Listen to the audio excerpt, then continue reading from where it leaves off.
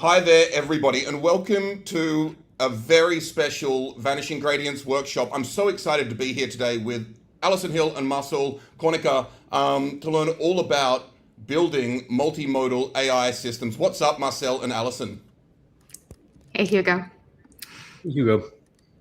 So great to have you both here. And just before we get going, love to remind everyone, our Q&A is in Discord, and that's to continue the conversation afterwards. So please join Discord. The link is in the YouTube description. So that would be wonderful. I'm Hugo Bown-Anderson, and we run these types of workshops and podcasts. You can check out our Luma calendar in the description as well, so please subscribe to that. And if you enjoy these types of things, do like and subscribe to the channel. It's the best way you can support it. If you have friends and colleagues who'd be interested in the live stream now, please get them to join. We've had over, nearly 300 people register for this, and it would be great to just get as many people involved as possible. One of the reasons for that is, it's been a couple of years now of building a lot of AI workflows, from agentic systems to retrieval and search systems. And something I think as a culture we haven't cracked is multimodality. And that's why I'm so excited to have this workshop in January in 2026. And I think there's going to be so much movement here in 2026. So I'm wondering, Alison and Marcel, if maybe by way of introduction, you could just tell us a bit about Pixeltable and multimodality more generally and how you think about it. Of course. Happy to start. And so maybe I should reach back and talk about the inception story of Pixeltable, which was, I was an EIR at a venture firm, and by sheer coincidence got introduced to a computer vision person. This was back in 22, and got to participate in about 24 discovery calls with computer vision engineers. And so they ended up talking a lot about data handling and all the work they did, and all the scripting they did for it. And it was very clear that the approach they took didn't really work. So this was sort of the idea of Pixeltable, was to really get rid of the data handling overhead or work involved in doing back then computer vision, but really applicable to all multimodal data. So it came out of an observed need in one particular engineering population. Fantastic. And I should also, say by way of introduction, Marcel is the CTO of Pixeltable, also co-creator of Apache Parquet, which you may have heard of, and Impala. And Alison, who now works on Pixeltable with Marcel, I've known for years from like the data science and our stats community.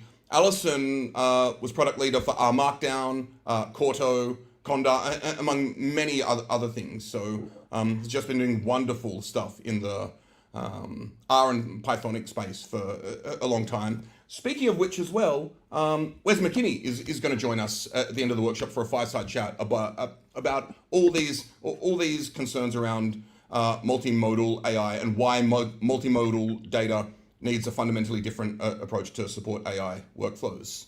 So I'm wondering, Alison, if you want to jump in, and I think you've got some slides, and then we're going to jump into the workshop. I'll share the repository in Discord as well. And people, Perfect. If you can introduce yourself in Discord, that would be amazing. For people just joining, Q&A's in Discord, links in the YouTube description.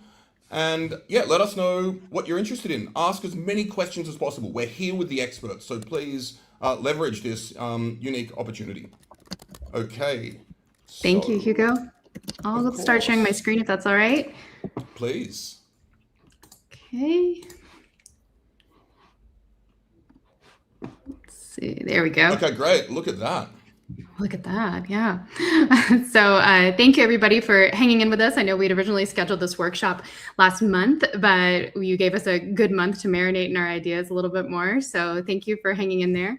So this workshop is about building multimodal AI workflows with Pixeltable. And as Hugo mentioned, I lead product at Pixeltable, and I'm here with Marcel, who's the co-founder, or who's the founder and the CTO of Pixeltable.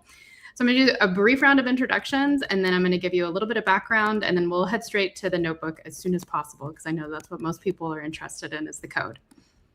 So right at the gate, everything is here. The GitHub link is in my GitHub, pxt-primetime. And then we'll also look at the data set that we're going to build in Pixeltable Cloud. So I'll link to all of those. So a little bit about me. I have known Hugo for many years. I've been about 16 years in data science and developer tools and open source. I worked with Wes actually at a previous startup where I wrote the composable codex defining composable data systems for AI. So a topic that I know is near and dear to his heart. My background is in cognitive science, and I've really had a passion for education in the technical domain. So I've taught over 26,000 data scientists at this point. So I really appreciate you guys joining us. I also am a co-developer of the Palmer Penguins data package, which you may be familiar with if you've used TensorFlow, Seaborn, Scikit-learn. It's a drop-in replacement for the Iris dataset. And then I'm joined here by Marcel, and I'm going to introduce him for him. So he's co-founder and CTO of Pixeltable. He has over 20 plus years in database systems and data infrastructure experience. So you definitely want this person designing your next database system. He's a co-creator of Apache Parquet, created Apache Impala, and has a PhD in database systems from UC Berkeley. So with that, that's us from the Pixeltable team. But who are you guys? I think you guys are already working with multimodal data, or you need to be very soon. So multimodal data is data that includes video, audio, images, documents. And maybe you want to work with it, or maybe you have to. Either way, it's everywhere. And the models are here to help you work with multimodal data better. So if you've been paying any attention to any of the recent model launches, especially in the last 6 months, one of the biggest pieces of news has been that models are even more capable working with multimodal inputs and creating multimodal outputs. And that's one of the great reasons for starting to use Pixeltable. Yeah, So and I'll just add to that. Yeah. I mean, that's across the frontier model space from vendor APIs. Yeah. I mean, with Gemini 3 famously Yes. and Opus 4.5. But like the open weight space, even a couple of days ago, Kimi K2.5, right? Like we have so many different ways to experiment and use multimodal stuff now. The other thing, I know a lot of people generally, and in this community, who work with multimodal, and a lot who don't yet. Like they need to analyze videos, but they'll only analyze the transcripts or use the transcripts in their pipelines because they don't have a strong sense of how to work with video yet. So really excited to jump into all the video stuff today as well. Yeah. Well, and to your point too, there's been a lot of embedding models now that are made for multimodal data. So there's a lot more that you can do with it. And what you just said is a perfect example of the pipeline that I'm showing on this slide, which is that if you've kind of struggled before to work with multimodal data, you may have gone to the place of just extracting a single channel, just working with a single signal like the audio channel or a transcript, something like that, because you didn't like all the stack that you would have to build just to be able to work with that kind of data. So this is just an example of if you have a use case of I want to make a searchable collection of videos. You're attached to a 8-step example stack and 1,000+ lines of glue code later, and you still have to figure out how to version, how to get observability, lineage, scalability, parallelization, concurrency, and you're stuck in this mess of being responsible for all of these connection pieces. So if you've been trying to work with multimodal data and you've struggled, this is a common struggle. It's one of the reasons that I think Marcel had the insight he did back in 2022 of like, this should be easier and a database would make it easier if it knew what to do with multimodal data and also was able to do orchestration at the same time. And this isn't just like toy examples, like this is something that's playing out in a number of companies that have been like media first for a while. So for example, at Netflix, they published this article in August of last year, just showing the maze of files that they needed to be able to transfer between teams, the processing steps that were involved in it. And they basically had to have, specialized data, media data engineers to be able to work with these files because it is just a really hard problem to solve. So the reality is that traditional databases don't understand multimodal data. So you're still stuck kind of owning all of the calls to APIs, transformations, downloading, you're on your own. And then that means that the context is also spread across systems. So to your point, Hugo, about all the new models that are coming out, you're not able to actually take advantage of all the context that's there because you're cleaving off and slicing off just a single signal from a channel that's probably a lot richer, like video, for example, if you're only looking at the audio. Failures are also painful. So many pipelines deal poorly with failures and ask you to just rerun everything. And there's no observability. So when you stitch systems together, you lose all these transactional states, lineage, and any hope of auditability. And I know this was a question that came up in the Discord before the workshop. So if you take away any key concepts from today, one big takeaway is that multimodal data is better together. It's more valuable when it's unified. It gives you richer context for retrieval and generation, and we'll show you that going across a series of notebooks. But it's also a simpler context for developers to develop. So if you're building orchestrated pipelines with multimodal data, apps, or agents, it's a lot simpler to be able to have a single API and a single SDK. So that brings me to Pixeltable. So some of the design principles behind Pixeltable are that it's declarative and data-centric. It's also a single table API for all multimodal data types. So video, audio, images, text, and documents, the same SDK, same error handling, same query interface. It includes computed columns and embedding indexes that stay in sync. And we'll show you some really good examples of those across all 3 notebooks. So you define them once and they run automatically when you add new data and only on the new data. And then it's just Python. So you don't have to write all the glue code, all the data handling, no separate vector database, and no orchestration framework, because it's all implicit in the table. And just to clarify, I'm sorry if you mentioned this, it's open source, right? Yes, it's open source. Good point. Yeah. Yes. But so also, we have a repository, And you have a product around it as well, right? Yes, we do. And I'll show you the Pixeltable website and the doc site too. So you can see around, you can look around. We have a number of pages on site in the doc site itself that describe the difference between the open source and then the cloud products that we have as well. Awesome. So we can kick it off with the actual workshop. So we have 3 acts that we've planned out. So in Act 1, we'll go through some data-centric workflows. We'll work with tables, computed columns, views with iterators. And in doing so, we're going to build a visual search with multimodal embeddings. The second act, we're going to start iterating with data. So this is really one of the benefits of being able to have the data-centric workflows enabled, because you can do scene detection, audio extraction, whisper transcription, and we'll add semantic search over what's being said with incremental updates. So we'll show you adding a new row and seeing all the changes ripple through. And then in the final act, we're going to generate from data. So that'll be our generative pipelines. We'll create some new content from our existing media. So we'll use Gemini for descriptions, Imogen for images, and Veo for video. Amazing. This is so cool. And I just want to say, I don't want to, spoiler alert, but, when I checked out your notebooks recently, starting with the multimodal search, as I mentioned, this is such a blocker for so many people. Then going to bringing in different aspects, so bringing transcription and being able to do semantic search over audio, video, transcription data together in the second act is wonderful.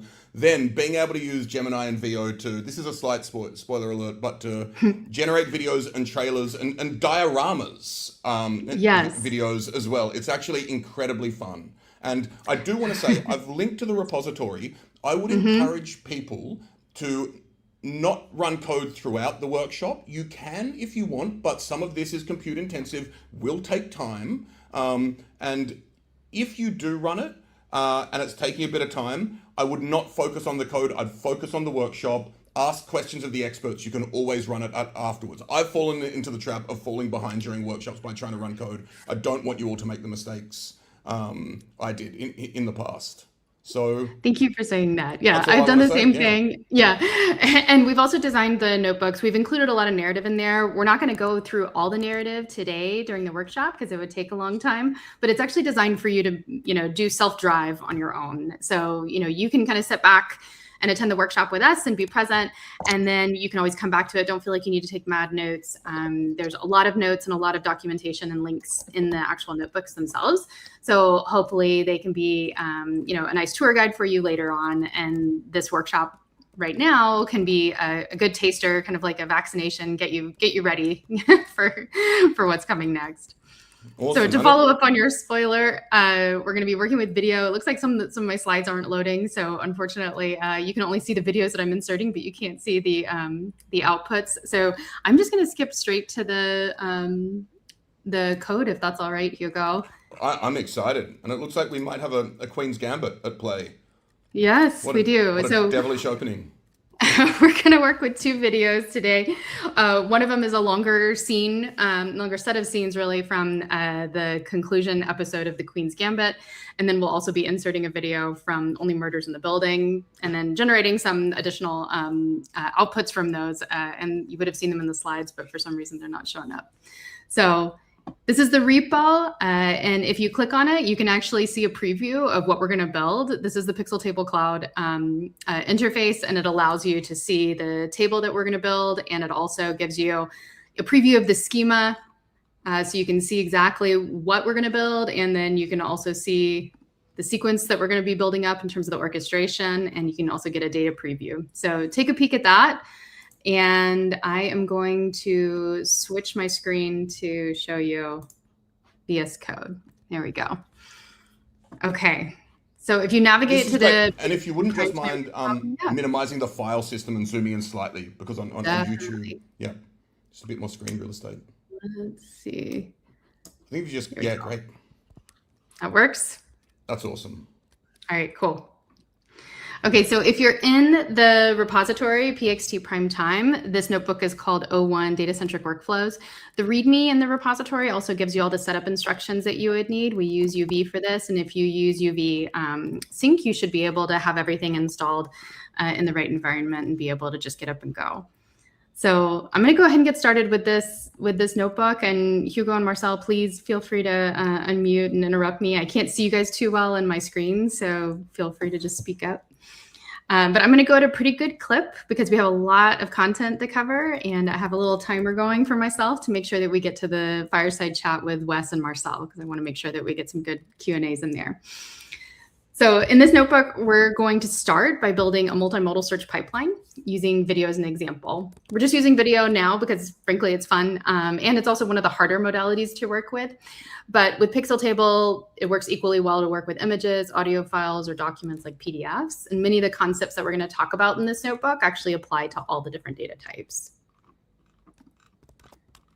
So here's a quick visual of what we're about to build. So we're going to take an input of a video file, a single video file. We're going to break it up into frames, extract the frames from the video.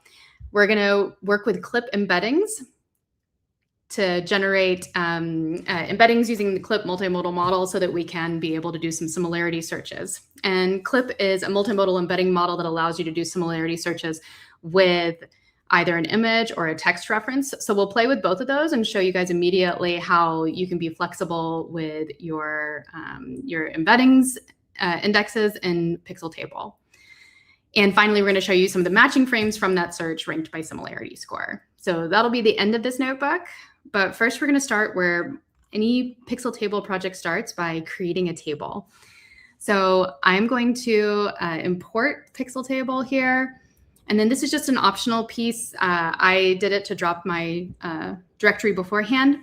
But Pixeltable does have this ability to be able to create tables in virtual directories, basically in a namespace on your computer. It doesn't mean that it's actually in a separate folder or directory. It's just a way to organize your tables. So I'm going to create a new directory for this workshop. Oops.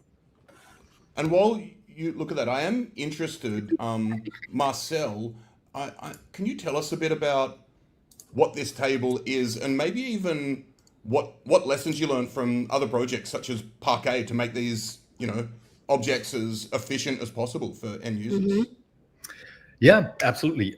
So this is really a table, like a table in a regular database system, meaning it is persistent, and you can do insert, update, delete against it, and add new columns and drop columns, and it is persistent. So it's not like an in-memory table or like a pandas data frame, which is basically an in-memory table plus an API against it. So this will, and we'll demonstrate that later, when you kill your notebook or turn off your computer, and next time you come back, you will still see the table. So fantastic. And then regarding efficiency, etc., we'll see that throughout the workshop. We'll demo some of the aspects of what multimodal data handling means in Pixeltable. So we're at the stage where you create a new table with Pixeltable. So we use the create_table function here. I've given it a name. I've put it inside the directory that I just made. My name for my table is primetime_vids. And we set it up empty to start. So we start with the schema. And so this really showcases Pixeltable's multimodal type system.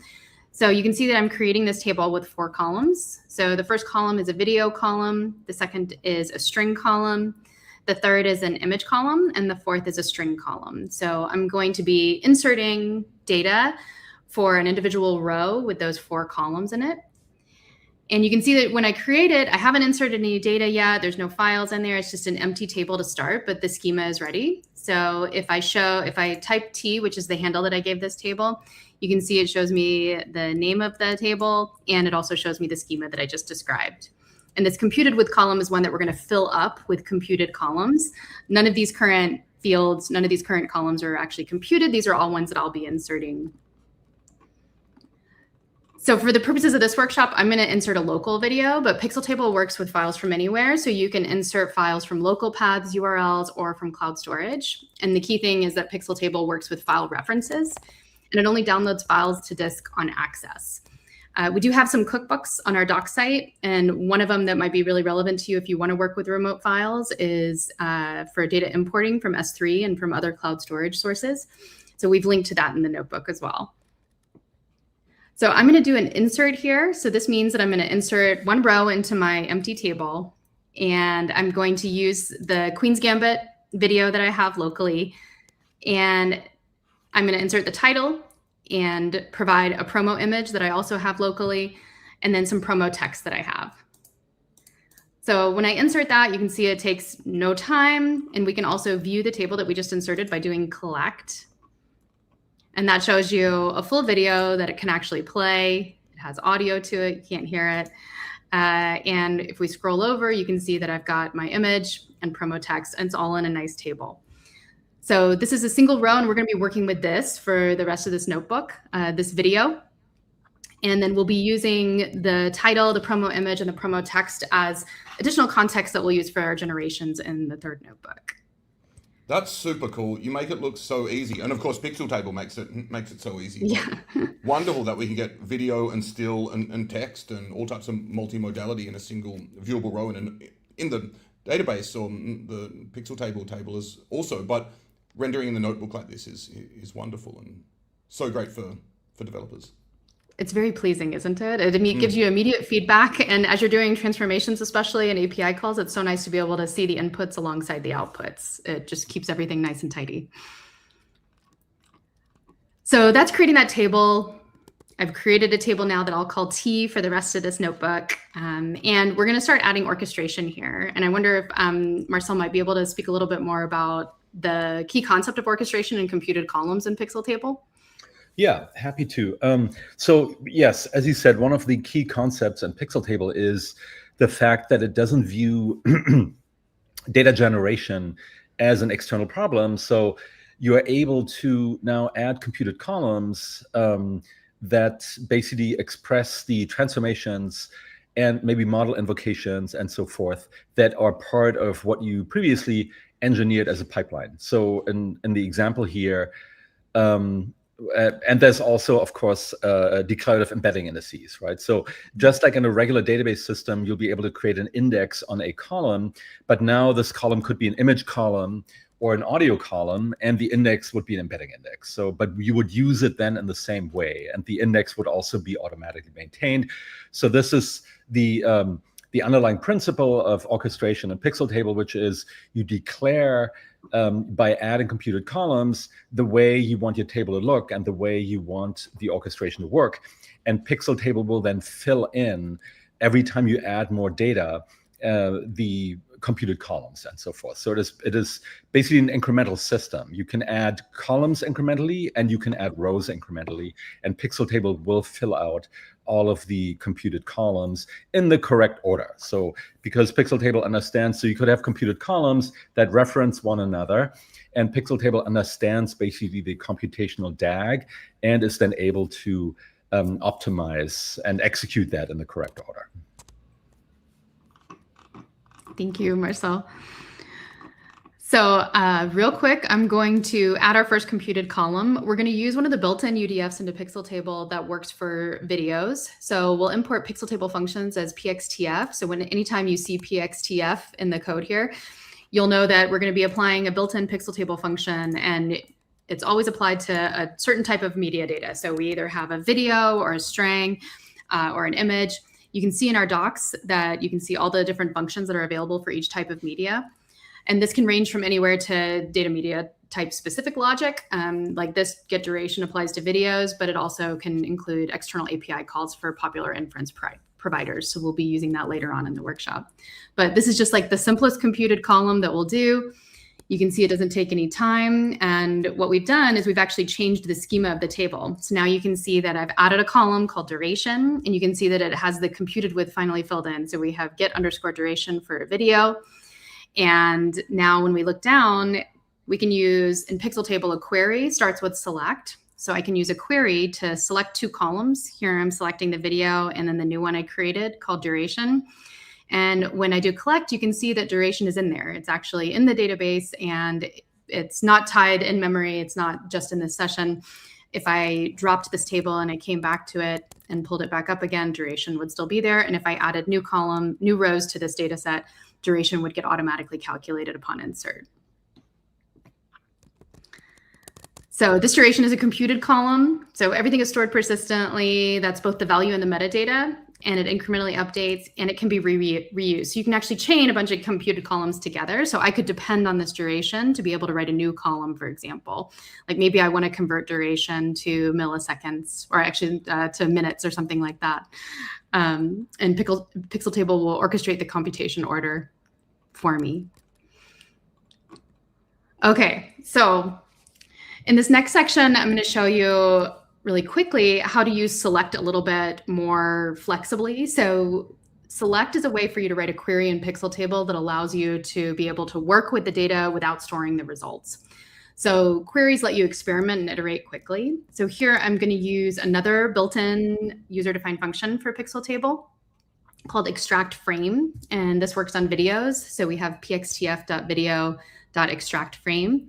We're applying it to the video column, and then the only argument it takes is just a timestamp. So here you can play around with this if you want. I've chosen 75, but you can play around with this and try, 40. You can see what it pulls out. You can change it and you can see it really quickly. But what you're not going to see is any changes to the underlying table. So extracting a frame like this in a query doesn't add a column to the table. It's just for exploration.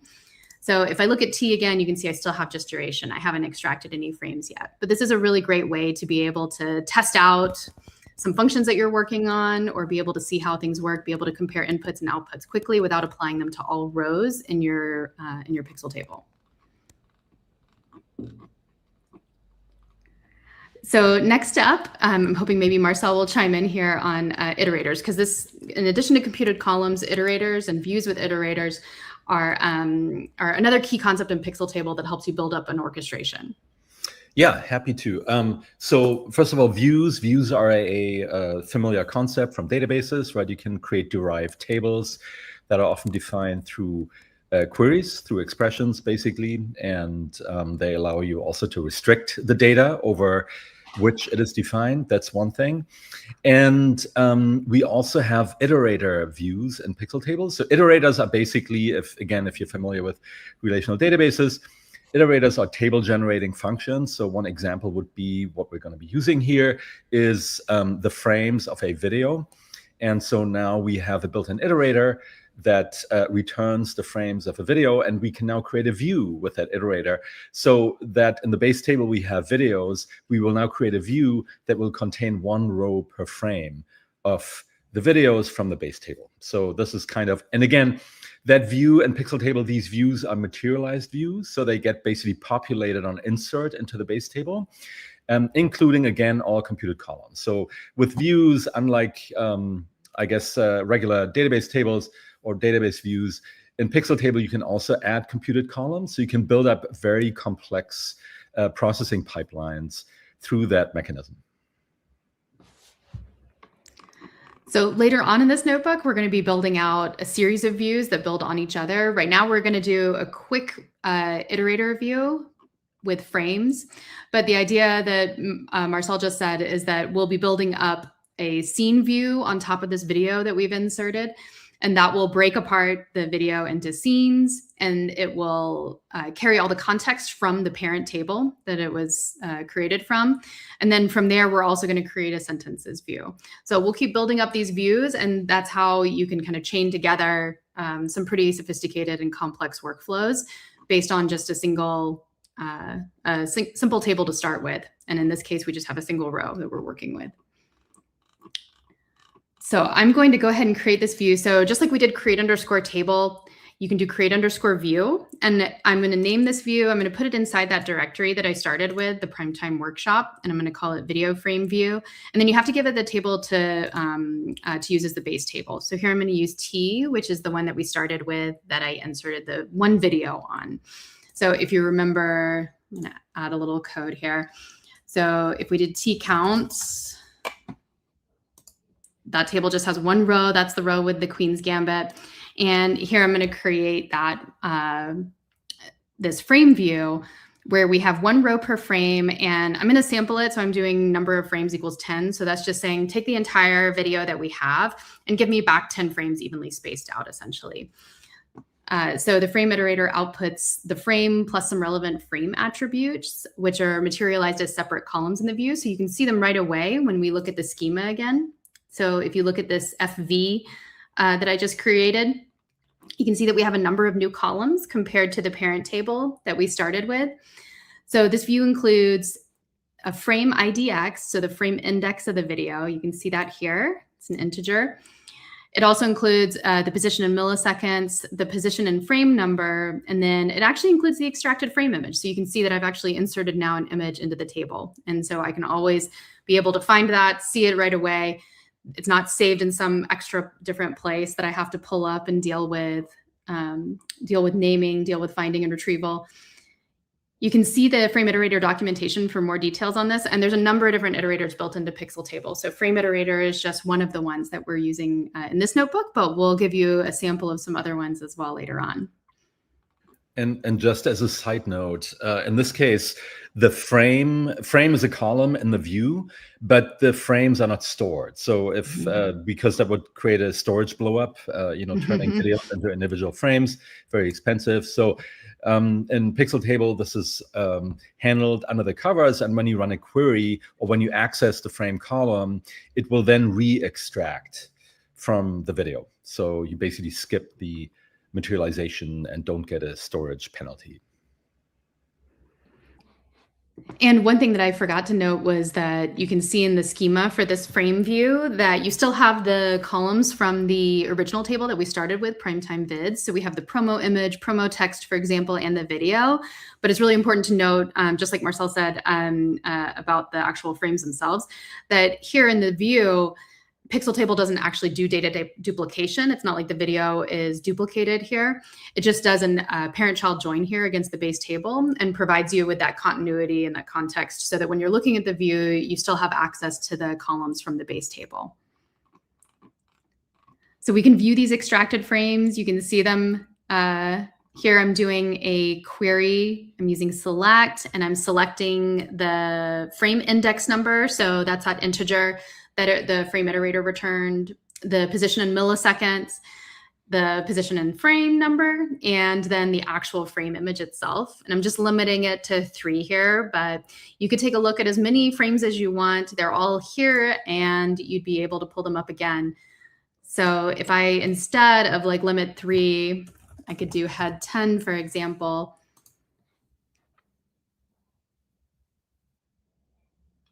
Here we go. So you can see that it's got all the frames there. They're all in the table itself. And now we can be able to actually search and retrieve them because there's usually too many rows to be able to just inspect inside of a notebook. So that leads us to the retrieval section, doing some visual search. Marcel, do you want to introduce the clip embeddings? Oh, you're muted, sorry. Okay. So we mentioned UDFs before, user-defined functions. And so model invocations are, in essence, user-defined functions. And we already have, Pixeltable already comes pre-baked with some of the Hugging Face models. In particular, you can get Clip. So Clip is a multimodal text and image embedding model that's already pre-packaged with Pixeltable. You can, of course, use any embedding model here, and we'll see how we invoke them in a second, including external APIs. So if you use OpenAI or Anthropic or anything else for embeddings, you're free to do that as well. It's general in the sense that even new embedding models that maybe support things like audio, in addition to text and image, you would be able to utilize and then utilize it on audio columns as well. So we'll see. So it's a really general model or general setup that allows you to utilize future functionality. So here, instead of doing an add computed column, we're doing add_embedding index. And we're going to apply it to that frame that we just extracted. And we use Hugging Face Clip using this model ID. So if I run this, it takes a few seconds to do.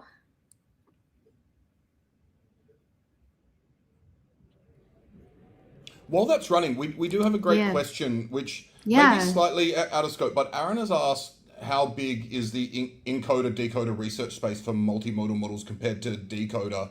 I don't know a lot about this. I was under the impression decoder is super dominant, but I think Clip has encoders as well or something. Is that right? Do either of you know? I am not an expert on this. Yeah, me neither.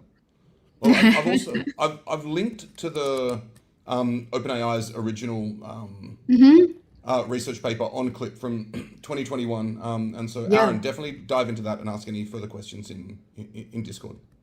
For sure, I'd love to know the answer. So when we saw before, when we added a computed column, you could see it update in the schema right away. And we can do the same thing with an embedding index. So this is our frame view. And you can see that video frame view, it has all the same columns, but now you can see that we have this very cool index name down at the bottom. It gives you the index name. It tells you the actual embedding model that we used. And now once we've declared that index, we don't ever need to update it manually. So from now on, that index will reflect the rows in this view. And the index is maintained incrementally and automatically by Pixeltable. So this means if you add or remove rows from that base table, that primetime vids table that we started with. So for example, when I add only murders in the building, I don't need to do anything to make this index stay up to date in this view. So the frame view will have an index that I can use for new videos as well, but it won't recompute the old ones. So we can perform visual search now with those clip embedding models. And so I'm going to extract a query frame. I'm choosing timestamp 75, but you can play around with this. I played around with it at a few, so I give you some examples of doing it at 200 or 360. I'm using this, this syntax here to return the first row and the first column from the result set. But you can see that this is the query frame that I'm choosing to use. You could also we can try doing 200 here and see how it changes. And so we're going to use that as a query to be able to use that similarity function in Pixeltable. So Pixeltable gives you the ability, any column that has an embedding index. So here our frame column has an embedding index on it. You can use this similarity pseudo function in Pixeltable. And here we're going to be searching with an image. So we type image equals, and then I've saved this query frame that I'm going to use as query_frame. Again, you could change the timestamp, anything like that. You could try different frames to query with. I'm going to use that timestamp of 75. And then I'm going to return the results. I'm going to order them by similarity so that you can see the most similar to the least similar. And I'm going to show you the position in milliseconds, the frame, and the actual score. I'm just going to show you the top 4, basically. So here you can see that when I give it that query frame, these are the top matches, which makes total sense. I picked one from a timestamp that's earlier in the clip. So if you watch that full 6-minute clip, this is kind of one of the first scenes in it. And you can see that some of these are actually really high matches, right? That score is pretty high and they look very similar. Remember, I did a frame, my frame sampled basically 10 frames evenly spaced out over the course of the video. So this is kind of a longer scene. But then it also found, some other additional frames of the same Beth Harmon, which is the main character in the Queen's Gambit. Now, we don't know exactly what it was searching for, and it's not necessarily doing, Clip is not necessarily doing face detection here. It could have been identifying other elements in the image that are similar, but these are the most visually similar frames that you can find when you search for that as a query image. And then the cool thing about Clip, as Marcel said, is that it's a multimodal model. So it can encode both images and text in the same embedding space. So we just searched with a query image, but you can also search with a query string. So you can see I'm using the exact same similarity function. I'm making it into, I'm using FV, so that's the frame view on the frame, and then I'm using similarity. And then I'm searching with string equals a text query. And I tried crowd, I've tried chess game, winter day. You can try a number of different text queries here. And we'll find, again, the top 4 frames based on the search. And you can see that the similarity scores are a little bit lower in this one, so not quite as good matches. But I searched for, I think this was my search for crowd. Yeah, this was my search for crowd, and it does a pretty good job. So it came up with a number of the scenes where she was, where there was crowds of people watching as she was playing chess, which was always a fun part of the Queen's Gambit. If you've watched the series, people get very enthusiastic about chess. And I just want to add something. Yeah. If you scroll up a little bit to the query, as you can see, so we use the pseudo function similarity, and then by virtue of putting it into the query in the order by, that then triggers the index lookup in essence. So this is the order by is a required part of doing an embedding index lookup. But you can see everything else is declarative. And what's also important here is that one thing you don't see is that you have to specify the model again when you do the similarity match, right? So this basically takes your text query or your image and then creates an embedding from the model that you used when you declared the index, and then it'll do the query against the index. So this is kind of an element of safety, right? You cannot accidentally use a different model that maps into a different vector space, because if you did that, you would get incorrect results. But here, you only declare the index once, and then with that knowledge, Pixeltable is able to then process further insertions and also process queries. Thank you.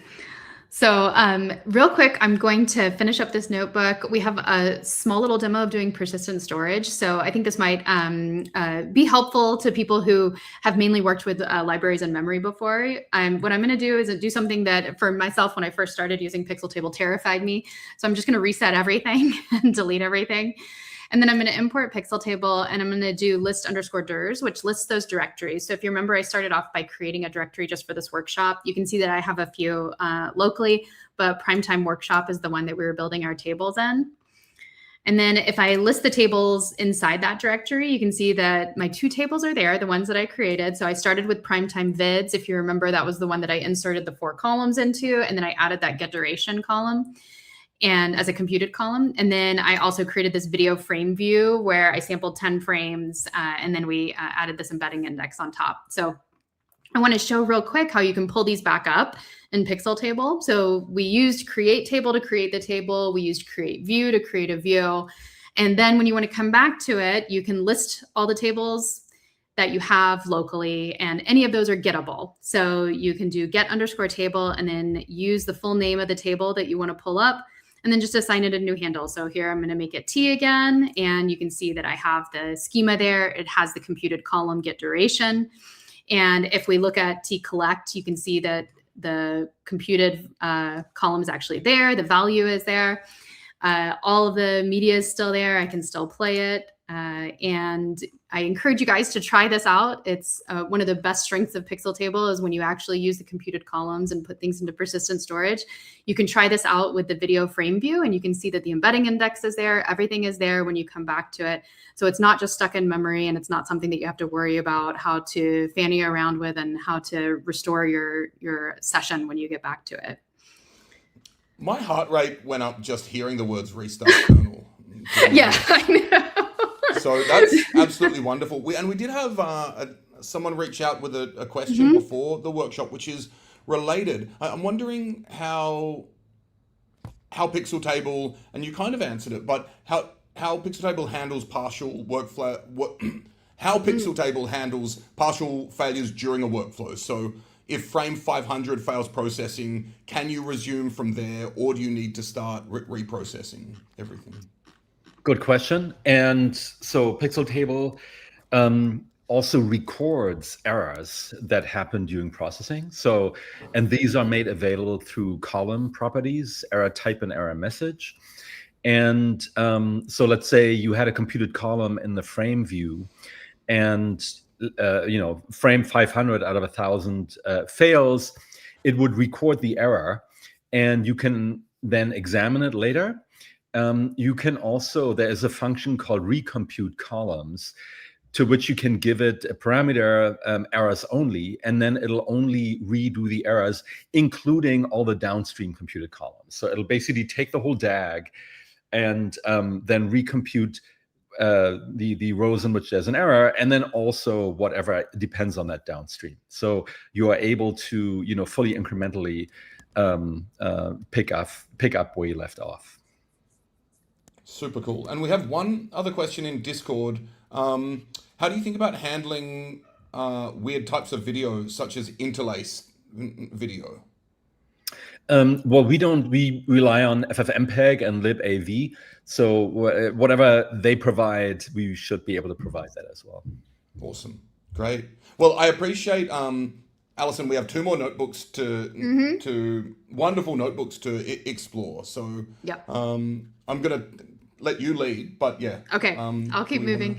I was just going to show the code that would go along with what Marcel's answer was in terms of recompute columns. So in the 3rd notebook, to the person who was questioning about partial failures, you can see an example of how to use that in recompute columns where the errors only true argument was used. And just quickly, Vinod in Discord has said that's a brilliant way to handle frame errors. Thank you! ! So excellent. That's what we're after. Okay, let's see. I forget how I did this before. There we go. Okay, so I'll keep trucking, and I really appreciate all the questions so far. So Hugo, I really love hearing the Discord questions as they're coming in. So thank you. So in Act 1, we took that single video and we broke it up into frames using an iterator view. And now in Act 2, we're going to start iterating with data a little bit more. So we would like to add more layers of context to this video search that we created. So when we added the visual search by frames, we did it based on like evenly spaced frames from the video. So I did number of frames equals 10 to that frame iterator. So I just created 10 rows in that iterator view. So here we're going to do something a little bit more complex. And Marcel might be able to talk a little bit more about the PyScene detect integration that we're going to use. But first, we're going to apply content-aware scene detection. And we're going to use that instead of picking out evenly spaced frames to be able to segment out the video. So in a 6-minute long video, there were actually a few different scenes in that video.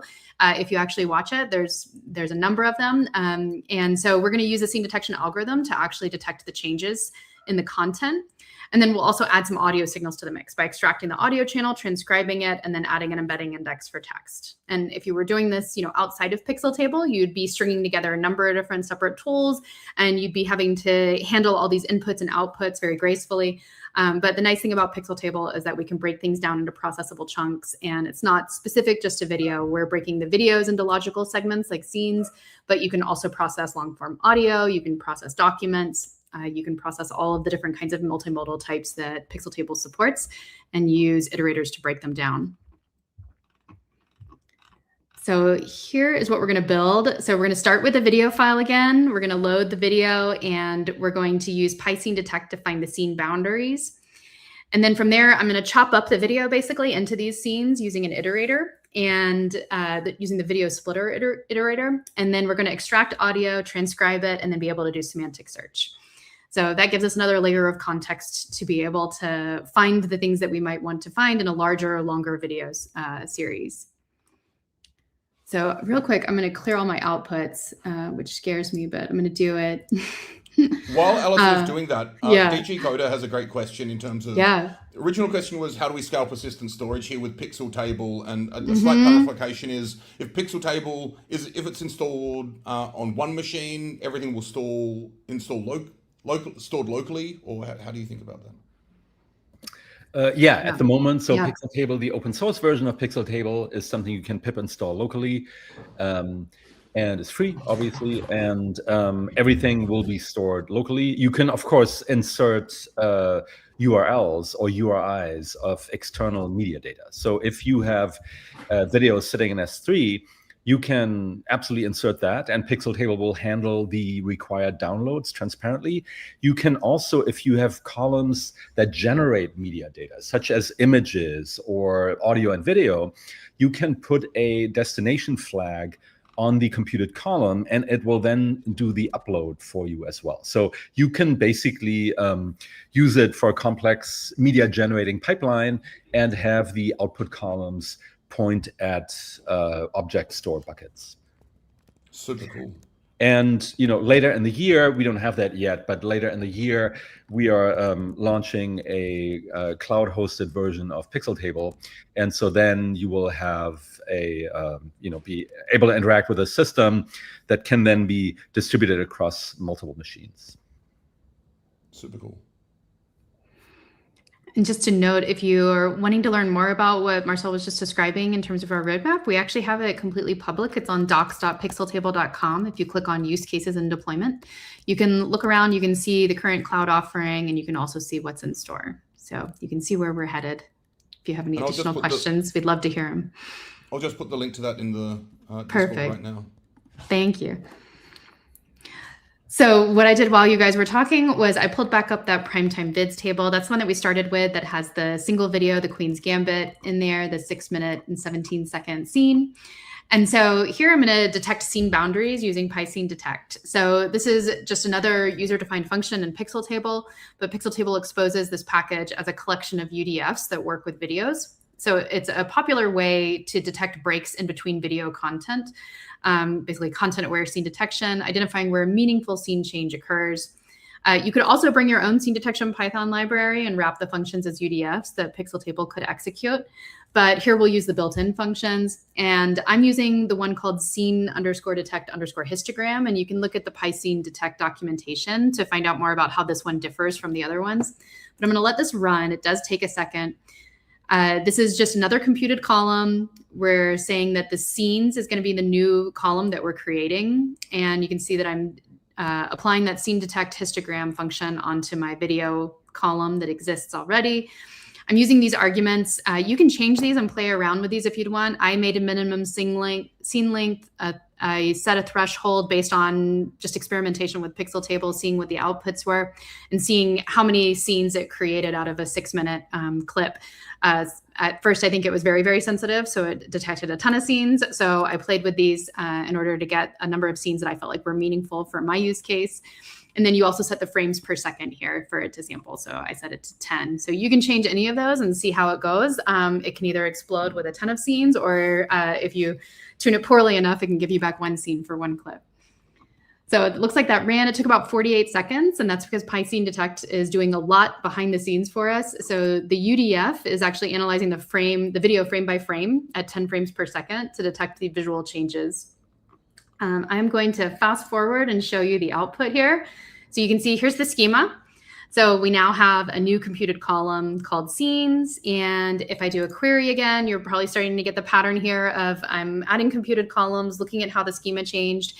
And then I'm doing a query with collect to just see what happened. So here's the output right away. So we have a single video, and you can see that this is what PySceneDetect returns for my different scene start times, essentially, is the main thing I'm interested in. There's also a duration, and there's also start, I think that's presentation time segment, start PTS. But we're going to use that, we're going to break it up, and we're going to use that in a new iterator. So before we did a frame iterator in Notebook 1. And so here I'm going to use a video splitter iterator. And this video splitter iterator obviously works on videos. It takes an array of split points where the video should be divided and chunks them up into a view that depends on that parent table, that base table with the single video. So currently my scenes column is in JSON format though, and Pixeltable supports JSON path expressions, which allows us to extract exactly what we need. So first I'm going to just show you, if I look at that scenes column that I just showed you, that was the mess of JSON, I can start to make sense of it. I'm looking at all the different start times. You can see all the different start times listed here. So I'm just pulling those out and collecting them. And then for being able to do a scene, or for being able to do the iterator that I want, I don't really want the first one. So I can use a Python slice notation to get only the first part that I care about. So I'm going to start with 1 here and show you what that looks like. So these are basically my cut points. These are the things that I want my video splitter to be able to use to chop up this video. Marcel, do you want to add anything about the video splitter or PyDetect while I run it? So the video splitter itself, sorry, PyDetect, as you already said, it's a public library. We're not adding any functionality here, and this is sort of the spirit of Pixeltable, which is that we don't come in with an opinion on what are the best models or the best algorithms for scene detection, etc.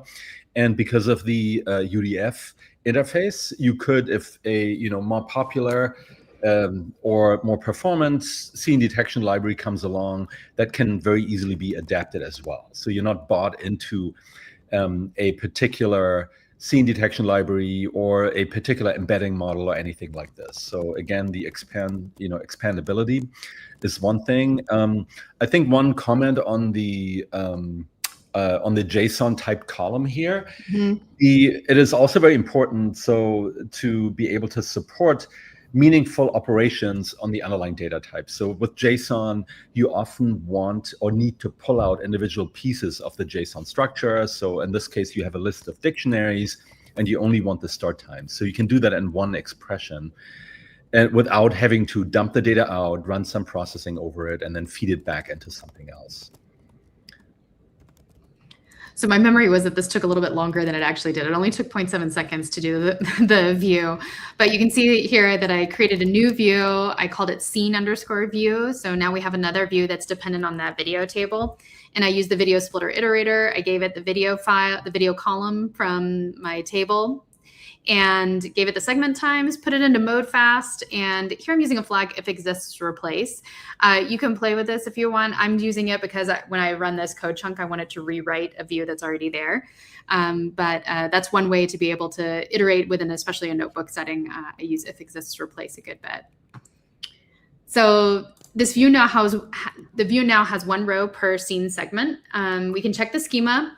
You can see that I have this scene view now. It has inherited all of the columns from the parent table, but it has added new columns. So we have a position index of the segment, we have a video segment, we have a segment start, segment end, and segment start and end PTS, which is the presentation timestamps. And we can do a collect again. I'm just going to show you 3 rows here. You can see that now instead of my single video that I had before, I actually have playable scenes right now. So this is a single scene. This is actually the position 0. So this is the very first scene of the clip. I can also show you a little preview of this one. And so this is how I was able to iterate really quickly with the PyDetect algorithms in Pixeltable, was trying out different thresholds and trying out different FPS, frame sampling rates, and seeing what I liked and what made sense when I saw the outputs. And so here we actually have 10 scenes to work with now. Scenes.count gives you the rows. And now we can move on to processing each scene. So in these, I'm going to kind of move fast because I assume that these are libraries that most people who are here are familiar. And these are kind of actions that they're used to working with if you've worked with multimodal data. So you've probably extracted audio before and done some transcriptions. So I'm just going to use these. These are just computed columns using built-in UDFs in Pixeltable. So here we're extracting audio from a video. You can see that took 0.4 seconds. And you can see that we've updated now the schema for that table. You can see that now we have an audio column and it's computed with extract_audio. And I'm going to quickly transcribe it. So you have two options. This notebook gives you code for both. I'm going to use local Whisper, which is free with no API key required, but it is a little bit slower. You can also use the OpenAI API, and that's faster, but does require an API key and costs some money. So I'm going to use local Whisper. It does take a second to run. And here I'm just kind of filtering out some warnings. It gives me some warnings about running on CPUs. So I'm just muting those because it does give me the warning for every single row in a pixel table. So it prints out 10 of them. But here you can see, again, I'm just adding another computed column. I'm calling it transcription, and I'm using this pxtf.whisper.transcribe, applying it to scenes audio, and if exists, replace. So you can see that took 22 seconds for me to be able to add these transcriptions for all those audio for every segment that we have, every scene segment. And then here is the code if you wanted to uncomment to be able to use your OpenAI API key if you'd like. So the schema change, the transcription does return JSON again, which a lot of functions do. And you can see that my transcription column is a computed with column. It tells you the function that I used to generate it. And we can take a peek. So I'm going to show you for scene position 0, just what the transcription output looks like. So you can see, I guess if I play it, you won't be able to hear it, but the audio is saying that check has been the whole point of the sequence, beginning with the bishop, cutting down the slope of the book. And then you can see that Whisper also returns a number of other different variables as well. Now, we mainly just want the text, so I'm going to extract that, and I'm going to show you how to do that in a query, and then I'm going to show you how to do that in a computed column. So inside a query, we would do scenes.select, and then this scenes.transcription, that's like the JSON output that Whisper just gave me back. And then here, transcription.text is me actually pulling out the text using Pixeltable. So you can see that on the right side, you can see I have just the text pulled out. And so that's the thing that I want to add into a computed column in my table. I want to be able to save that. So this has column type JSON. I also want it to be a string. So I want to process it. So I'm going to use as type in Pixeltable to make it into a string because I want to use it in some downstream functions in Notebook 3 to be able to do some generations. So real quick, I'm going to extract that text, just adding another computed column. When we look at scenes, you can see that now I have transcript text and it is a string. So it's exactly what I need. And if I look at the output, you can see that if I were to play each of these, this one, for example, has no audio. So you can see there's no transcript text. This one is that position 0 scene again. So you can see that this is the text for that scene. And I'm going to move at a pretty good clip. Again, I'm going to split this now into sentences. So create a view. And I'm going to use a new iterator. I use the video splitter iterator to create a view with 1 row per scene. Here, I'm going to split that up even more and split up the scenes by sentences. So this does include Spacey as the scene splitter or as the sentence splitter. So when you do UV sync, all those dependencies will be added for you, but you can see it takes 0.8 seconds to be able to do that. And if we check out sentences now, you can see that I have a new position variable and a new text variable. And so those are my sentences in this view. So I'm going to show you some example sentences alongside the transcript text. So you can see that this first chunk here, that check has been the whole point of the sequence. You can see that this first sentence was cleaved off here, and then question is was separated. And I'm sure if I did limit 5 here, maybe hopefully it'll show me. Oh, it doesn't show me what will she do? Oh, what will she do now? There it is. And then it's your game. The next one would be take it. So it's split it up by sentences really nicely, but it's also kept all of the different columns that it inherited from the parent table as well, so that I can be able to play the video segments. I can see them in context. And I'm going to add search across scenes now. This is adding a sentence transformer model from Hugging Face. So pretty similar to what we did in Notebook 1, where we added the clip embedding index. We're doing add underscore embedding underscore index. We're applying it to that text string that we extracted. And then we're using another Hugging Face model. This one is a sentence transformer. And you can see that now we have another index added to our table. You can see what model was used. And now we could perform text-based semantic search on all the sentences. So here I'm going to search by chess strategy. You can play around with this and you can see here I'm returning the top 3 results. And you can see that it's returning the top 3 results of sentences that match that. And then you can also see the video segment that went along with it. So that's adding semantic search for video transcripts. We did a lot of work. I'm sorry, I've got like these weird DJ sounds. I like love a it. 70s disc jockey or something. I know. Look, I just want to say that's incredible. And you make it seem so easy. Of course, the abstraction layer and all the infrastructure you've built underneath it makes this so easy for developers. There's a hidden point there, which, I mean, the fact that we've just used a variety of tools and technologies such as, I mean, we use Clip originally, PySing Detect. You've just put in something from sentence transformers. We use Whisper, but you can use something from OpenAI. Space is involved in the pipeline. I just want to make clear that like Pixeltable, and correct me if I'm wrong, is really agnostic with respect to what you use. Use what works for you the best, but it actually and this is one of the things I love about Pixeltable, how easy it makes me to have, I suppose, my Unix philosophy brain on and builder's brain when building these pipelines and being able to, you know, create modular pipelines of what I want to use when I want to use them. Yeah, exactly. So that was really the one of the design goals is it's not a sandbox. You can use any model and any endpoint provider and so forth. So yeah, which is also necessary, right? You typically need to evolve your algorithms and processing pipelines. So it would be problematic if Pixeltable came prepackaged with or was limited to specific models, specifically scene detection algorithms, etc. Absolutely, and I mean, people hate it when I say this. I sometimes loathe myself for saying this, but most of the time, the question, do I use Sonnet Opus 4.5 or Gemini, whatever, you're not going to get as much lift by making that decision as you are by using a better transcription model, because a lot of transcription kind of sucks, or actually looking at your transcription and realizing what the errors are there. And of course, you want to evaluate your workflows end to end, but looking at piece by piece evaluations and figuring out, you know, how to make retrieval a bit better. Importing PDF to text, right? That's one of the biggest, some of the biggest lift you can get, and it's unshiny. But it's very important to think about.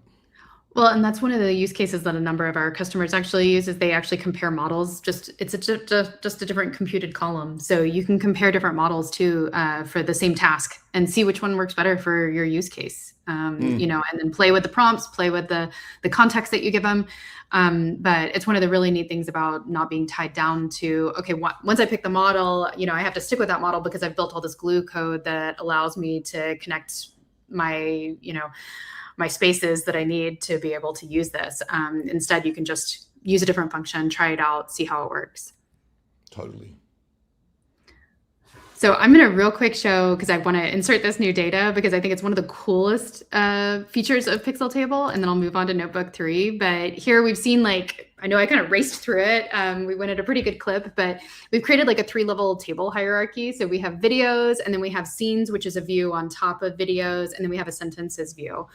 And all of these are now orchestrated together. They're all linked. And so each one of them is tethered to this primetime vids table. So if I take that table, which I called V before, and we've only been iterating with a single row, I'm going to add a new row to primetime vids. And then I'm going to really quickly show you how we immediately get all of the outputs computed for all of the different computed columns that we've been inserting stepwise in these notebooks.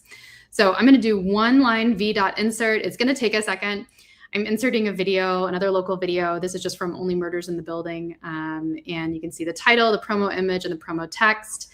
I'm inserting all of that. And Hugo, I'm curious, do you remember what I computed in the V table? I have one computed column here. I actually don't. I'm sorry. I didn't either. So it's the duration column. That's so right. That was our first, like, baby's first computed column. So we'll check that out. We'll see when it inserts the video, if it computes the duration for us. It should. And then it's also doing a lot of other stuff behind the covers here. So it's doing scene detection, remember, and making that scene view. So if I go back up, we've got the scene view, which depends on primetime bids. So that's 1 row per scene. And then we've also got the sentences view, which is actually taking the extracting audio, extracting writing a transcript, and then being able to split it up by sentences. So it's doing a lot. So that's why this insert takes a little bit. But it took 1 minute, 5.8 seconds. We can see that, we also had scenes as well. So in V, we had duration and we had the scene detection run. So if you look here, now we have 2 rows in this table. So we had previously just the Queen's Gambit. Now we have this 4-minute clip from Only Murders in the Building. You can see that I actually have my scene boundaries here. It ran PyScene detect for me. And if I look at scenes, you can see that the schema is the same as what we created, but now it has 2 rows. And so if we look at scenes, you can see that it's all transcribed. And you can see the video segments alongside them. And then we have sentences too. Incredible. So you can see here that the text is splitting out 1 row per sentence. So in this way, you can really build up a pretty complex orchestration by declaring what you want in computed columns and then using these views that inherit from the parent table. So that gets us to the end of Notebook 2. We have Notebook 3 to go, and that's one with generation. Do you want to go ahead and hit it, Hugo? Or let's jump in. No, and as you move to Notebook 3, just want to say a few shout outs. Aaron Rosato in Discord has said the interface is so amazing and simple, strong work, and then robot flexing arm emoji. And Vinod has said this is quite amazing. Watching this, I feel the same way when I first learned scikit-learn, NumPy, Pandas, and how well I was able to manipulate and wrangle data. Feels seamless and looks as good as those legendary frameworks, but for multimodal data. Vinod also says, must have been a lot of work in the back end. Curious to know how long it took to create Pixeltable. Marcel. Yeah, we can talk about that later. Let's get started on Act 3. All right, and shout out to Aaron Rosato, who's one of our collaborators, works at Emory. Okay, so in this Act 3, we're going to use generative models. We're going to generate from data. I'm going to be using AI models here to get a little creative. So this is where we had a little bit more fun with the notebook, and hopefully you can too. I think that's one of the cool things about Pixeltable is as you're testing and iterating things out, you can really try different things and see how they work for you. So here I'm going to extract frames from video scenes using the scenes that we've already detected. I'm going to build from those. We're going to use Gemini to compose some scene descriptions with frames and transcripts as input. And then we're going to generate images with Imogen. And then I give you the code to be able to use VO to generate videos. Right now, as of today, the free tier for VO is pretty restrictive. So I didn't want people to get stuck with that. But I do give you the code to be able to stay under the free tier and run it for just 4 videos a day, which is what the current max is. But in a typical workflow, if you're here and you've been trying to work with multimodal data like this, you're probably used to this kind of chain of events where you're loading video files, extracting frames, encoding images, handling rate limits and errors, all of these steps. And the cool thing about Pixeltable is that you can actually express your workflow on the table without any explicit data handling. So it's still the same work, it's still the same conceptual flow, but you don't have to crank out and craft all these data operations by hand, bespoke for each thing that you're doing. So I am going to hit it. Here's the 3 models that I'm going to use. So I'm going to use Gemini 2.0 Flash, Imogen 4.0 Fast Generate, and VO. And these, again, are just Pixeltable UDFs. So these are just pxtf.gemini. We've so far been working with like pxtf.video, pxtf.string, pxtf.audio. So these are the first time that we're actually using pxtf Gemini and some of the AI integrations. So we're going to use generate content, generate images, and generate videos. And we'll build up to some pretty fun little animated videos and animated dioramas from the scenes of their videos. So I'm going to terrifyingly and I'm wondering if in the interest of time, you want to just run all as well. So I can. Let's do it. So I also show you some examples of how to look at Pixeltable history as well. So this is another really cool feature of Pixeltable that those of you who are working in especially teams and enterprise settings might appreciate. So you can actually look at the history for our table. You can see here that this is the table that we've built up so far for our scenes. So you can see it's the initial version, then we added audio, we built transcription, added transcript text, and then this one wasn't a schema change, but it was an insert because I added that new row of data.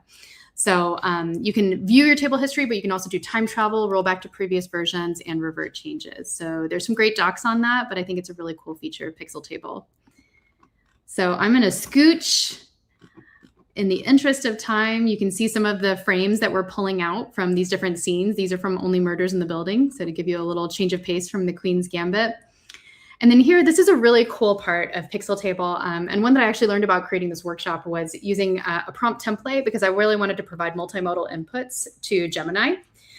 So I wanted to provide the movie title, I wanted to include the promo text and the transcript text here, and then I wanted to create prompts that were reusable but could be customized across the scenes. So we're using this prompt template here using context from the base video. So, I wanted it to be able to know whether it's pulling in, a frame from Only Murders in the Building versus the Queen's Gambit. So I add the computed column here and I create, let's see if the output is here. Great. So here you can see that here's like a prompt text that I'm generating, and this is what I'm going to be giving to Gemini to be able to create the prompts. So we're creating a miniature diorama scene. It tells it the movie name. So it gives it all the base level, like kind of row level data. So this is from the video itself. And then what we're going to do is we're going to customize this for every scene. So right now these are like title specific, but scene agnostic. And so we're using this just as a prompt text. We haven't given anything to AI yet, but we're going to use that to create scene specific prompts. So I'm showing a couple patterns here in this notebook that I think are really helpful, especially when you're working with Gen AI models. And that's usually writing a query first to test out anything that you're working with so that you can iterate faster on just a subset of rows. So here I'm always testing things on a single scene from my two videos. So it's always doing the computation first on just 2 rows, and then adding the computed column at the end. So it allowed me to be able to tweak my prompt a little bit and figure out which models I wanted to use in this workshop. And you can see that I'm creating a column in my table that's actually storing the prompt text. And that is going to be something that we end up giving to Gemini. So this is where we call our first generative model. So you can see I'm adding a computed column. I'm creating a prompt response variable. So this is a JSON response because Gemini returns the response in JSON format. So we still have to muck with that a little bit. But we give it my prompt text that I've created and then a beginning frame. So we're actually giving it an image and text, and we're going to create some scene specific prompts using that. And then this code chunk down here just basically parses that prompt response to get just the text that I wanted. So because it returns a bunch of different fields, I'm just pulling out what I want. I'm going to scooch. Okay, so now you can see that I've created scene-specific prompts here, which is really a really cool thing in Pixeltable because, otherwise you could imagine trying to either engineer prompts for every row differently, figuring out how to do that.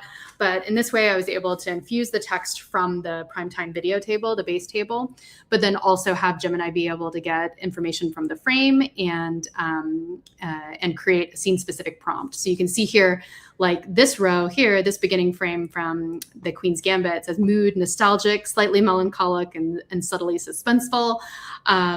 This one down here is the mood is joyous and triumphant. This one down here is the mood is nostalgic, slightly melancholic, and charmingly handmade.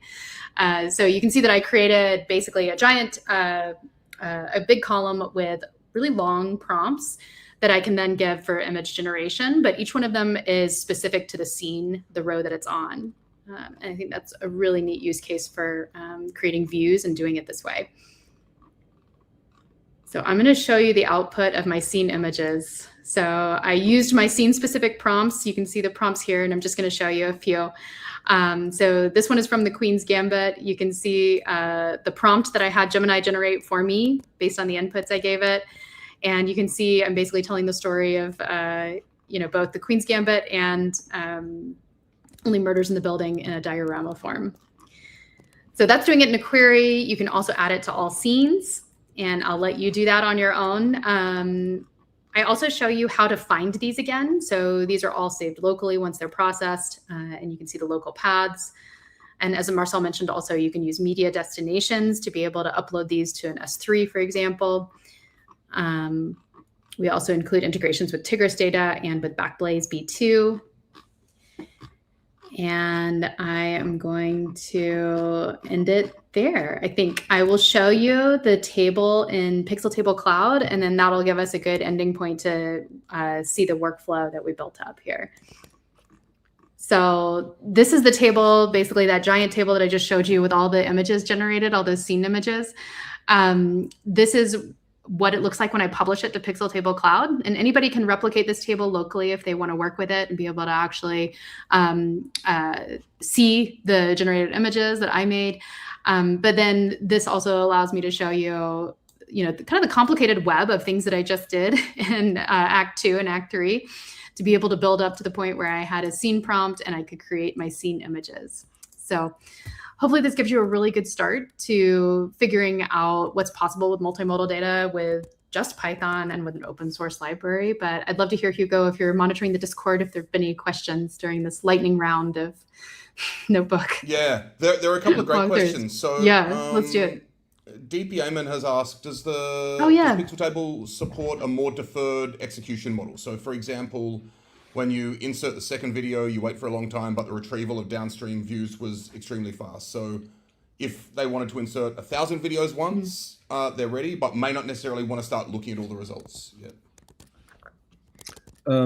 Yeah, so Pixeltable is also a multi-user database. And so if you insert something, you can still run queries against it. Fantastic. And we have one other question from Steve. Steve says, this is all super cool to see. Steve loves the API and the approach. How well does it would this play with tools like Pydantic AIs? So is the idea that you would wrap Pydantic AI agent calling code in a Pixeltable UDF, or is there some sort of closer, smarter integration possible? Oh, agent calling specifically? Yeah, you could do that if you wanted to. It does work with Pixeltable, with Pydantic models. So you can use models both as input and as output of when you're inserting data. When you're inserting data and when you're retrieving data, you can also get, instead of getting it back as a list of dictionaries, you can also get it back as a list of Pydantic models. Super cool. I am interested, if you can tell us anything about what you're working on with the product at the moment, and when people should think about using the open source, and when you'd encourage people to chat more about the other things you're working on. The cloud. Well, we're working on the cloud version. Next on the roadmap, immediate next on the roadmap, is a more integrated, I want to say, serving API, where Pixeltable provides orchestration. A lot of, if you create a data product expressed through a table, you should be able to serve that on an endpoint, so as a REST API. And so that's the next thing we're going to be working on. Exactly, endpoints coming soon. And then live tables, meaning hosted tables, would also be, later in the year, basically. Awesome. And if there's anybody attending who has an immediate use case or is really interested in those future offerings, I would love to chat with them. We are in the process of shaping how those products look and work and feel. So I would love to connect with people who are interested in those kinds of use cases, especially for Pixeltable Cloud. Great. Well, Wes is going to join us in 5 minutes to talk, among other things, about why multimodal workflows, the way we think about multimodal data, needs to change with respect to AI workflows. And I think we've been talking a lot around that, but I'm wondering both of your thoughts, and maybe Marcel, you'd like to start there. Yeah, I mean, this, like I said, this was really the motivation for starting Pixeltable, which is to see that every time you work with these models, there you need to handle data and handle it differently than you do today with just a relational database system that contains, strings, integers, numbers and strings, and maybe JSON at the most, right? When you do multimodal interaction. So, and as an example, there was a interesting example in the demo, which we didn't have time to look at, but a call to a video generation model, VO, needed one of the frames scaled to a different size. So basically resized. If you put that in a regular RDBMS and you add the, let's say, video or image just as a URL, you would still, before you make that call to Gemini, you would still need to, or VO, you would still need to then download the file data, load it into something in memory, resize the image, and write it back out, and then you can make the call, right? So there's a whole lot of data handling that is not addressed at all in a standard relational database system. That and simply treating obviously media data just as a file name isn't enough, right? There's more functionality there, and so the idea with Pixeltable was really to include all I want to say meaningful interactions that are appropriate for the data. So in the case of, for instance, JSON, that means JSON path expressions, right? Where you can pull out the relevant pieces of JSON. In the case of an image, that means things like resize, rotate, etc. We basically integrated the PIL library into Pixeltable as built-in functions for images. That also means something like a frame iterator and so forth. So that was really the thinking behind it, that for new types of data, you need new core functionality, right? So relational database systems give you, adding numbers and comparing things and concatenating strings. And with multimodal data, you have different, I want to say, verbs that you apply to them. I appreciate all of that context, and that makes a lot of sense. We had several people write on Discord beforehand. Actually, when we were going to do the stream last month, some people have been, wonderful members of the community. Alona from Germany, from Hamburg, near Hamburg, asks. She's worked in regulated spaces for a long time, in health and otherwise. So how you think about orchestrating, these complex workflows and when you need, data protection and serious governance and these types of things. I mean, having a data-centric declarative approach obviously makes tracing, let's say, PII data much simpler, right? So in Pixeltable, all of the transformations are part of the table structure, which you can examine. Let's say you had videos that are, contain PII information, and you, say to yourself, I cannot keep frames of the videos around in unregulated places. If you do that through Pixeltable, all of the frame materialization is done through the data structure, through the table structure, and you would be able to see where it happens and trace it and delete it in the end, right? That's kind of the important part. Makes sense. I am also wondering, I mean, our space is occupied a lot with a lot of hype and shiny objects and talk around agentic workflows and these types of things. I am wondering, from the users you speak with and what you see in the space, what are some of the most dominant main use cases of multimodal AI at the moment? I would definitely say, object detection, image processing, that type of thing is still pretty relevant.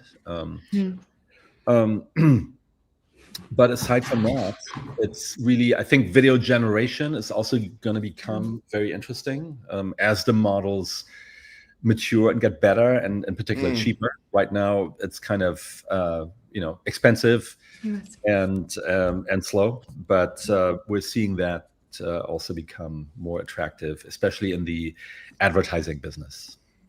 Makes a lot of sense. And something I'm hearing there is that we're having LLMs and generative AI embedded in traditional workflows, or more workflow based, as opposed to giving them YOLO free reign, which I'm excited to hear Wes's thoughts on, just letting the agents run wild in a second. Yeah. What is up, Wes? It's been a while. Hello. Yeah, no, I'm Hey, sorry. Wes. Sorry I'm late, but if I don't know if I'm late or not, but You're actually on time. Yeah. Oh, perfect. on Yeah, time. well, I'm happy to be here. I'm a bit of a, YOLO all the time kind of guy, but I get that that's not for everyone, and I think we're still figuring out, what's the best way to work with it, the safest, most effective way to work with agents. Yeah, well, I think when you're in a whirlwind, you've only got like local information, right? So, and you gotta surf, you gotta ride the wave. Wes is an entrepreneur and software developer focusing on analytical computing. Currently, principal architect at Posit, founder of Voltron, done many things. You may have heard of a little known package called Pandas as well that we occasionally do. Still, I remember 2012 or whenever I discovered import CSV in a Jupyter notebook changed my life. pd.import CSV. But Wes's greatest work to this day is spicytakes.org, which I'm going to link to in the Discord. I'm so happy that you appreciate Spicy Takes. It's a niche product, but for the people that like it really like it. Funnily, I actually put out a podcast with Ben Stansel this week, and we talked about it. And I do encourage everyone to check it out, because the combination of spice and thoughtfulness, like that's an even nichier niche, and it is quite wonderful. And we are here to talk about multimodal AI, of course. But Wes, in terms of Spicy Takes, I would have to fire myself if I didn't ask you. You wrote a blog post from human ergonomics to agent ergonomics, published 10 days ago, and we've just been doing a workshop on Pixeltable, and the human ergonomics is absolutely wonderful, and I think one of the major selling points. And perhaps when building AI workflows, human ergonomics are still incredibly important. But you've mentioned that Python, will be used less and less, and you're building a lot of software in Go, and you've never written a line of Go yourself in your life. And then you ask the question, what is going on? So could you attempt to answer the question, what is going on, for us briefly? Yeah, well, what is going on is that we're going to be writing a lot more software in general. So it's not a question of, are we going to be using Python less? Like, we're going to be using everything more, including Python, a lot more. And I do think that, different types of applications are different. And so just as an example, I built a lot of little personal projects for myself. And last fall, I built a little personal finance project for myself, because I like working in the terminal and working in terminal UIs, and I find clicking around websites to be a little bit tedious. And I'm a customer of Monarch Money. I really like their product. I like having all my financial data in one place, but I find clicking around the UI and like recategorizing my transactions to be really tedious. And so I built a terminal UI solution for that, and built it in Python using agents. But what I found was that the longer that I worked on it, that the Python itself, as far as developing the project, had started to become a bottleneck in terms of running the 1,000, 1,500 odd unit tests that had been created while I was working on that, and that kind of development loop had started to become something that was slowing me down. Now, of course, this is just a personal finance app. It's not doing anything complicated. It used polars, there's a bunch of yes and. But it wasn't doing AI. It wasn't using the machine learning data science stack. Wasn't using CUDA, anything from the AI world. And so I think that basically we're going to end up with like this multimodal distribution of applications which are doing machine intelligence and AI, which depend on the giant stack of PyTorch and the NVIDIA ecosystem and LLMs and things like Pixeltable, which stitch everything together and make it reproducible and enable you to build, fluent pipelines and, take advantage of the same types of like data frame, like tabular data idioms to plumb together these complex AI pipelines. But then there's just like a lot of other software that isn't data science and machine learning and AI, and that software has to get built too. And in the past, we would choose increasingly to build that software in Python because humans enjoy writing Python. They can be very productive writing Python, and the fact that the software runs a little bit more slowly, or maybe the unit tests take longer to run, like that wasn't the bottleneck. And with agents doing all of the coding and all of the development cycles, they're iterating through the development loop. They're building and running the unit tests a lot more often. And now that humans aren't writing the code, the human in the loop is no longer the bottleneck, it's the agent. And then it's the agent writing the code, and it's the development loop of writing the code, building, testing, write the code, build, test, and iterating. And so the more that we can speed up that loop, the more productive we'll be. And so I do think we'll see, for many types of software, a shift away from Python towards other programming languages. I think Go is probably the best language for those like other types of software projects. And I'm building some things like, agentic code review, for example, and it has nothing to do with machine learning or AI at the moment, aside from invoking agents and talking to agent sessions. But there's nothing particular from the Pandas, PyTorch, LLM data science world that I need to use, and it's much more productive to build that software in Go. And like I said, like in the blog post, I haven't written a line of Go code in my life. So it's very interesting what's taking place, but fundamentally, I believe we're going to be building 10 to 100 times as much software as we were in the past. A lot more Python, a lot more of everything else, but I do foresee an emergence of like this bimodal distribution of like types of applications that have a high affinity to the kind of library ecosystem and collection of projects that developed in the Python ecosystem. And then lots of other projects which are more like systems libraries, business utilities, things like that. And where there was a reason to write those in Python in the past because humans are good at writing that code, reading that code, reviewing it, iterating on the unit tests. That's just not as much of a thing anymore. I'm hardly writing any code anymore, which is just unbelievable to me. But that's where we are now. Likewise, and I'm getting the same sense. And actually, you may have seen Andrei Karpathy's tweet last week where, it was a few months ago on the Duplication podcast where he said 80% of the code the time he uses AI is for autocomplete and code suggestion, and 20% was it writing the code, and that switched with the new models, which I think is very, very telling from someone like that. I do want to get to multimodal AI in a second. I think 10 to 100 times, maybe an underestimation as well. I think the amount of, ephemeral code, ephemeral software, just-in-time software, malleable software. Of course, who's well equipped to write ephemeral code? It's data people as well, because we've been doing it for a long time. I am interested though is Go well enough represented in training data for agents to do it well? I believe it is. I'm not an expert, but there's a lot of there's a lot of things that we use every day: Kubernetes, Docker. There's a lot of software that would surprise you that's written in Go. There's probably a lot more Go code in reality that is private, like not open source. Mm-hmm. So there's a lot more open source code, for Python. I would guess. And so remains to be seen, what it will look like. Like I launched a Go project earlier this month.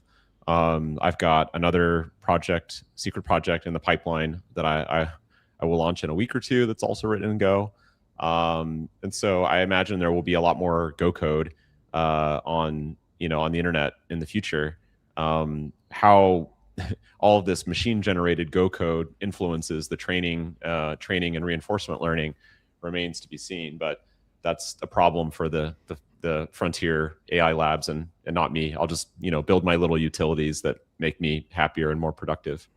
Absolutely. And also to that point, I do think, if I'm using PyDetect Logfire, for example, with an AI assistant, I'll point it towards the current documentation for that package and maybe even embed it in my agent skills or whatever it is. And similarly with something like Pixeltable, especially things that are in active development now, to make sure, because they're famously not even great at their own APIs some of the time. I do just want to ask one more question about how YOLO you can get, and it is a serious question. So, I mean, I use, for example, Claude Code a lot myself to be on the spectrum from vibe coding to having a strong sense of what's happening in the code Claude Code is writing.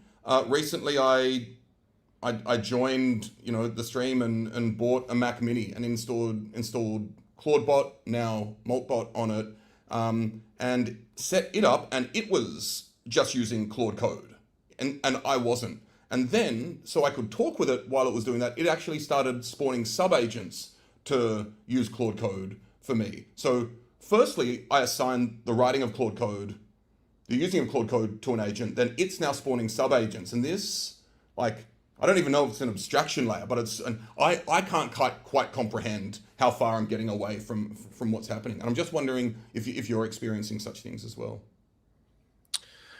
Well, I've stopped describing what I'm doing as vibe coding because to an extent I feel that term has become a little bit pejorative, like YOLO, like just bypass permissions, just accept, don't read the code. Does it seem right? Did you run it? Does it seem right? It's good, ship it.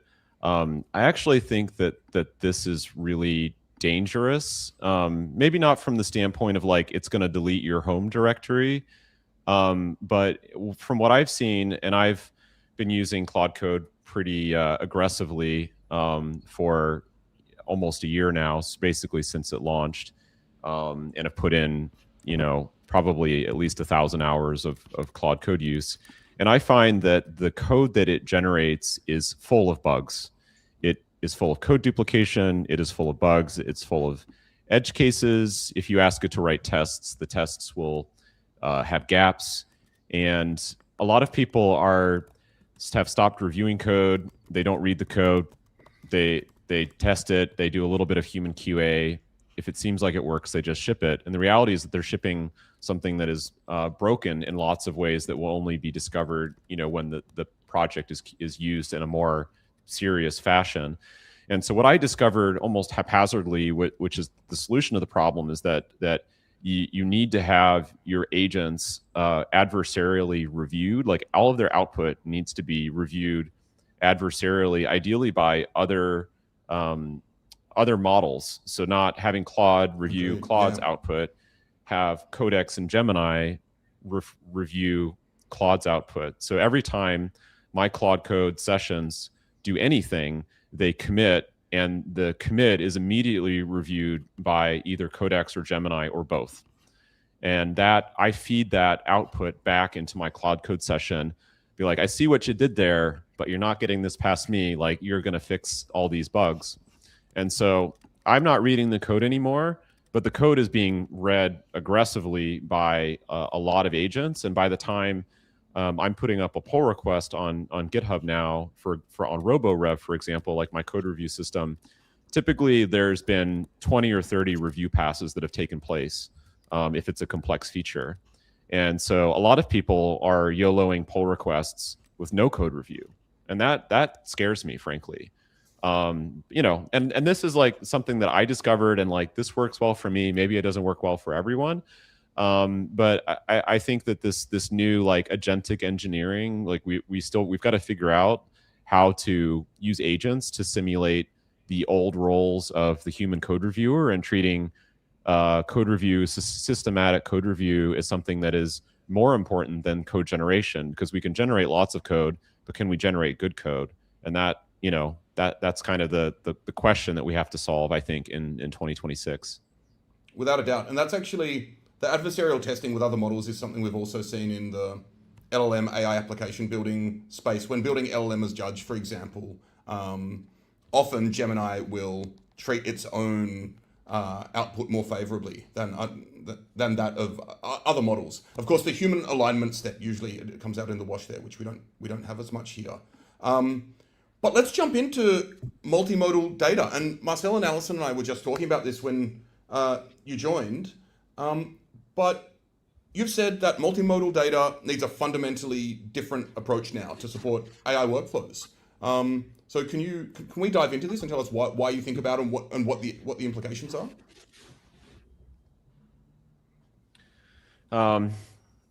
Well, I mean, I come from the world of mostly doing analytics, so I couldn't honestly tell you, like thinking about Pandas development and Arrow and kind of the world of traditional database data management systems. We were working with relatively small pieces of data. Like I couldn't tell you a time when I dealt with images or video in Pandas. Like there might have been maybe one odd time back in 2011 where I had a Pandas data frame that had a bunch of JPEGs in it, but I couldn't honestly place when that was and if I did anything useful with that. And I think a lot of our tools are engineered around the world of analytics and maybe it's big data, but any given datum is small. And so now we're in this world where we have a lot of metadata and structured information that goes along with the data, but we really the things that are more meaningful are the prompts which could be very big, or the images or the videos that are being processed. And so I think that it would be surprising to me if the existing data stack was designed the way that it should be to be effective for building processing pipelines around that. Also, systems have high failure rates, like things break, and so the ability to checkpoint and pick up where you left off to not lose state. These processing pipelines take a long time.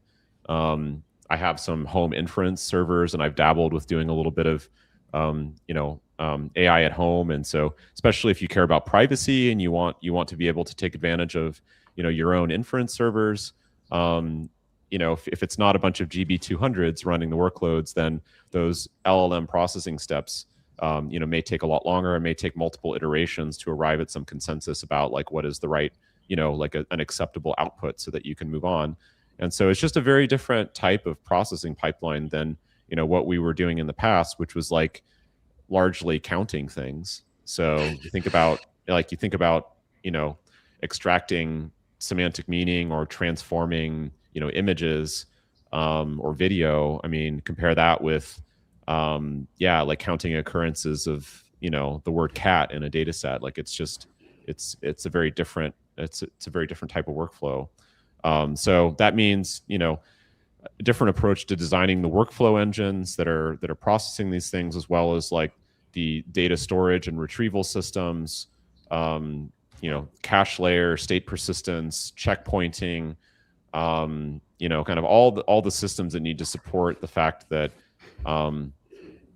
it's not quite the same as running an analytical SQL query circa 2005. Totally. And Marcel and Alison, I'd be interested in your thoughts on this, because I mean, a lot of potential has been unlocked in terms of being able to put all this multimodal data into AI workflows now. And that's all the stuff we have already. But part of Wes's point, of course, is the amount that's being created also. And I mean, he spoke to code generation, but the cost of generating data has gone down so much. So synthetically, an AI generated video and all of these things now is exploding. So I'm wondering, your thoughts on all of this, Marcel and Alison. Yeah, absolutely. And I think a critical first step is to be able to actually get the data into the APIs, into the endpoints. And so you often have to build fairly complex, if you do it by hand, you have to build fairly complex data pipelines just in order to get something in there and then get it back out. And as Wes pointed out, you now have different failure semantics as well. And so that's why, so in a regular business analytics use case and in a regular analytic database, you don't really have failures, because adding numbers or doing things like that doesn't incur failures. But of course, if you have external endpoints, things look different. And so here, the ability to rerun parts of your pipeline selectively in response to errors and so forth becomes something that is important and that is not handled at all by existing database systems, right? So if you use a database system today, an RDBMS, to power your, let's say, video generation pipeline, you're going to be interfacing. You will have written a lot of glue code to interface with other systems, right? You obviously need object stores. And if you have any errors in there, oftentimes people rerun entire pipelines, which is, not very cost effective. So just to reiterate what Wes said, you need new kind of verbs to interact with these new systems, right? Just adding and comparison isn't enough anymore. Well, and one of the things that I think, Marcel talks a lot about with Pixeltable that I think is also really important is that any kind of like generative workflow has outputs that are probably intermediate outputs that you want to be able to fold into the next chain, into the next chain, and the next chain. And so being able to do that is very different from like an analytical workflow, right? Where you're, computing, you're aggregating, usually it's very linear. But these are ones where it's very circular. You're doing a lot of loops, you're doing a lot of like, okay, now I'm going to give this to this thing. And even as Wes was saying with code, like getting a different reviewer to review each PR, for example, being able to do that, I think is really, some different forking workflows that we have now that we didn't even have, a couple of years ago. And then the fact that basically anybody can generate now, like generative anything is something everybody can do. And so what's going to differentiate your generations from other people's is the context that you can bring to it. And what can you bring is usually something in addition to numbers, right? So, one of the things that I think we showed in the third notebook that if people delve into it on their own, they'll see is that you get better generations if you give it more context, right? If you give it images plus prompts, plus text prompts, you get better outputs.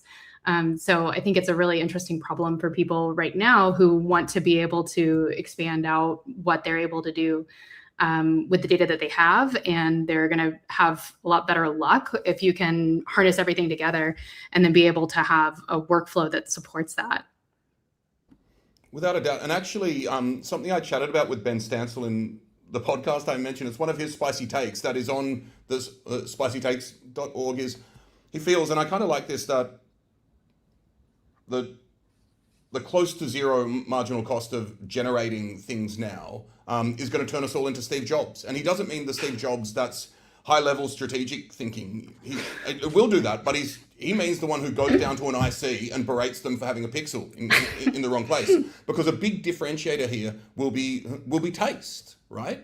And when everyone can generate the same type of things, having that high-level vision, but the taste to work on every pixel. Perhaps every pixel table. Every pixel table.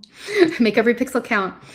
I am interested as well in, the jury's probably out, but what, from all your experience on Pandas, for example, where's all of your experience on Parquet and Impala, Marcel, and everything you've worked on in product from, Quarto to Conda and beyond, Alison, what's the right abstraction layer for building tools for multimodal AI workflows? I think, obviously coming from a database person, I think a data-centric perspective makes sense, right? Because in all these multimodal workflows, what is obviously the main point of the outcome is to generate new data, right? So, and being able to interact with that at a meaningful semantic level, I think makes a big difference. I kind of liken it to, the way when relational database systems were introduced. Before then, they had hierarchical systems, which had a record interface. Relational systems were introduced. All of a sudden, you had SQL or declarative queries, which enabled analytic queries. Before SQL, there were no analytic database systems because it was way too hard to write even a single 7-way join with some aggregation in it, right? It would just take too long against the record interface. So I think having data systems that understand multimodal data natively and are able to interface with the models and endpoints that generate and consume this in a meaningful manner will lower the bar to creating new multimodal applications, new data products that utilize these models. So I think this is a necessary step to get these models and these capabilities into basically everybody's hands, right? So not just people who are willing to spend a ton of time on creating the data plumbing, creating infrastructure, and so forth, but people who are more interested in algorithmic solutions and so forth. Does the skill set change at all, do you think, of who can build now? Yes, I mean it's a simplification, right? You don't need to be a data infrastructure expert anymore to plug these together. I think that's a necessary step. I think, just like anyone who writes web apps today probably uses a relational database system. They don't think about how do indexes work? How does write ahead logging work? All that stuff. That's kind of you just stick data in and you get it back out, and you assume. And it's transactional, and you don't think about failure cases and all that stuff. So I think it's a necessary simplification of the abstraction, right? We cannot, if we had to write every single web app from the ground up against a file system, no relational database system, there would be very few web apps. I mean, I think another thing that's another learning from, kind of the convergence of like the, pre-AI, pre-multimodal data era, and kind of and these types of applications now is that schemas and type information probably matters now more than ever. And so maybe one naive approach toward building multimodal AI applications is, well, we just run a bunch of Python functions, and then when something fails, we retry. And so you could imagine the simplest orchestrator for an AI pipeline would be essentially like a graph of Python functions that run, and you could do that, but the challenge is that it becomes difficult to reason about like the shape and the outputs, and to be able to like plan and organize the work in a way that is optimal and resource efficient. And so I think the approach of having a declarative API for building essentially pipelines that have well-defined, strongly typed schemas, so that the planner executor can reason about the entire graph of computation and organize things in such a way that it's both memory efficient, performance efficient, and done in such a way that it maximally uses resources in the best way. And that also creates opportunity for for optimization and extensibility, so that if you want to plug in new functionality, you need to declare user-defined functions, and you've got these extensibility points where if you can declare the input and output types and the characteristics of the new piece of functionality that you're plugging into the kind of proverbial graph of computation, that becomes something that the overall system can think about execution and planning and checkpointing and kind of lineage and all of the things that are necessary to make things not only efficient but like reproducible and repeatable. That makes a lot of sense. I was going to say, I think one thing that's interesting, you asked about skill levels, and I think like from my perspective as a product person, like I think about like what the people on these different development teams are being asked to do, and what current tools like the abstraction layers, like Claude skills, for example, cowork, these things that are making AI more attainable for other people on other teams that are not development teams, I think is that it creates these tensions within companies to be able to say like, oh, what, that's hard? Like I can do this in a Claude skill. I can do, I can parse a video and extract the audio and transcribe it and do all this. And I think there's always this tension for development teams working in enterprises to say like, it's hard for these other reasons, right? Like it's not like it was ever hard to do those actions. What's hard is building a system and the infrastructure that would support it at scale, to be able to be performant, to be able to be, multi-user. Like all of these things are actually features that are really hard. So I think there's an interesting like levels of discussions that are going to be happening in companies, especially as multimodal AI becomes more and more, kind of baked into your general workflows and your Claude skills. Like I noticed that many of the Claude skills that come built in are all for working with multimodal data. Like it's like creating PowerPoint slides, doing something with a video. It's all these things. And I think it's going to create this wave of developers feeling like they're having to constantly explain, like, it's not like that part was the totally hard part. It was just the wiring and like all the different systems that I needed to connect to be able to make a system that's a real product, right? So I think there's some interesting, gulfs that I think developers have to navigate now, where it looks and sounds easy to people who are not developers, and how do they navigate that, and how do they figure out how to be able to develop products in that space. And I think there's a lot of different tools that are being developed now that can kind of like bridge that gap. But I think it's always like one of those hard conversations in a company to have, not just like individual hobby projects, but like when we launch something new or when we add a new feature, why is it hard? Like what's hard about doing this? And to your point, I don't think that enough developers appreciate that Claude skills and agent skills you can build as a non-technical person, and you can actually build one in Claude code. In Claude, not Claude. I'm making the error myself. And you on top of that, you can do a workflow with Claude and then say, can you turn that into a skill for me without touching the code at all? I am really interested in how this conversation relates to everything you're working on at Posit as well, Wes, with respect to multimodal data, but kind of the AI stack more generally. Yeah, I mean, we have a variety of AI and AI adjacent projects at Posit, but I think one of the big focuses is how to incorporate generative AI and agents in a way that is not ripping the steering wheel out of the hands of the data scientists. So the data science agent as co-pilot and assistant to help you work faster, but not something that's trying to take away your agency and do all the work for you. Because I do think that the data science is one of the areas that still requires is still very subtle and requires the most like discretion and thought, and isn't just about building a to-do list app. Like it's about understanding the data, choosing the right tools, the right models, techniques, the right data visualizations to understand, essentially how to construct, the analysis that's going to yield the true answer, and at least yield a hypothesis that you can test and like actually science. And sometimes what I've been hearing actually is that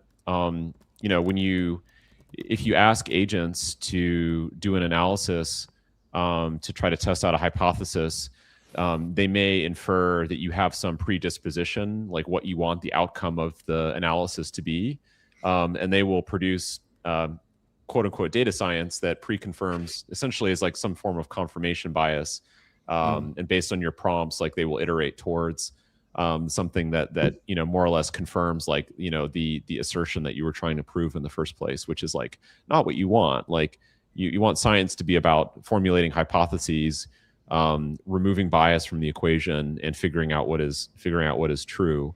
That being said, agents can be, particularly when it comes to exploring data sets and developing an understanding and being able to like ask more questions and look at data sets and do exploratory data analysis a lot more efficiently and get a better understanding of what you're dealing with. There's a project called DataBot, which is like an agentic data science assistant that's more of like, here's some data sets, like help me understand what's going on, and it will try a bunch of things and then give you suggestions about like which area to explore. And that's something that's it's available in Positron. You can use it in VS Code. And it helps aid your exploration and understanding, but ultimately like it comes down to like building the Python scripts, the R scripts that create the final the final analysis that you might turn into a Jupyter notebook or a Corda document, some kind of report that you publish to communicate your findings.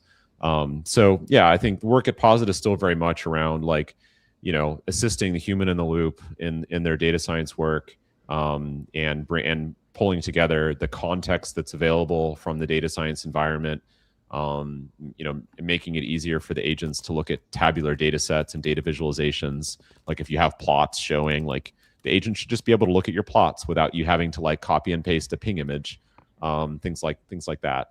So definitely like less advanced, less of like advanced, maybe the wrong word, but like we aren't, building, LLM kind of AI data processing pipelines in the way that, people using Pixeltable are, for example, but more of like building the environments and the fundamental tools that assist that human in the loop data scientist, if that makes sense. It does, and it's such a wonderful, rich space as well, because I mean, I'll never get my AI assistant to give me summary statistics. I'll get it to write a script that uses, pandas describe method or something like that. But I when doing EDA, I will say to an agent, hey, do you see anything interesting in this data set? And it will pull out, clusters of users or whatever it may be, that I may not have noticed, and may take me a long time to figure out as well. I have found, and once again, I'd be interested in everyone's thoughts on this. We have talked about the explosion of code, of data, of video, all of these things. The explosion of ideas as well. Like Claude Code will come back with, a dozen or 24 ideas of things to look at, and I'm the bottleneck then. I don't have the time to look at all these things. So I'm wondering how you think about working with agents and limiting it enough so that you don't become such a bottleneck.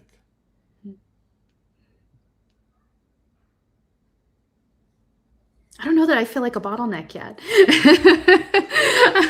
I feel like, I don't know, I guess having worked on R Markdown when it was kind of like the way to be able to publish, like a literate programming report, basically, being able to share like graphs, slides, all the outputs that you can make with R Markdown. I remember at the time I felt, when I discovered it, I was like, oh, now I can do all these things that I already needed to do, but I can do them better and with a single system. And so far, at least for me, when I'm using AI, I'm feeling more like that. Like I'm doing the things that, like I'm asking it to do things that I find tedious, but like the fun stuff I'm doing myself. But I feel like it gives me more time to be more creative.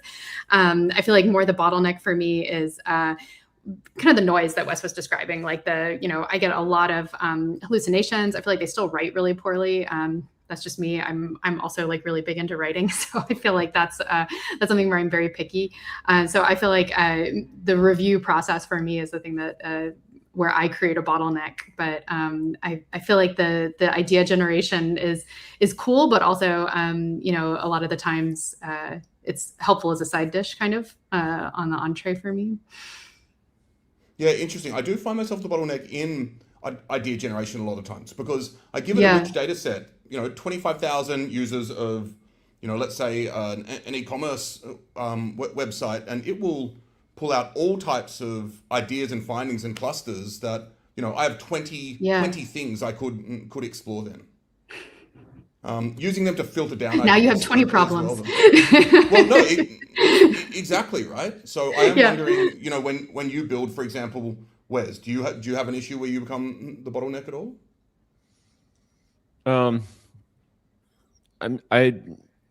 I'm trying not to be, but I am the bottleneck for sure. And it's often like, it depends. It depends what I'm working on, but I find that I'm not quite in the like Steve Yegi Gastown, like, fully hands off. Like, I write specs, and like I only write specs and I don't do anything else, and I just wait for the agents to produce something for me to look at. I think that's like one like very far end of the spectrum.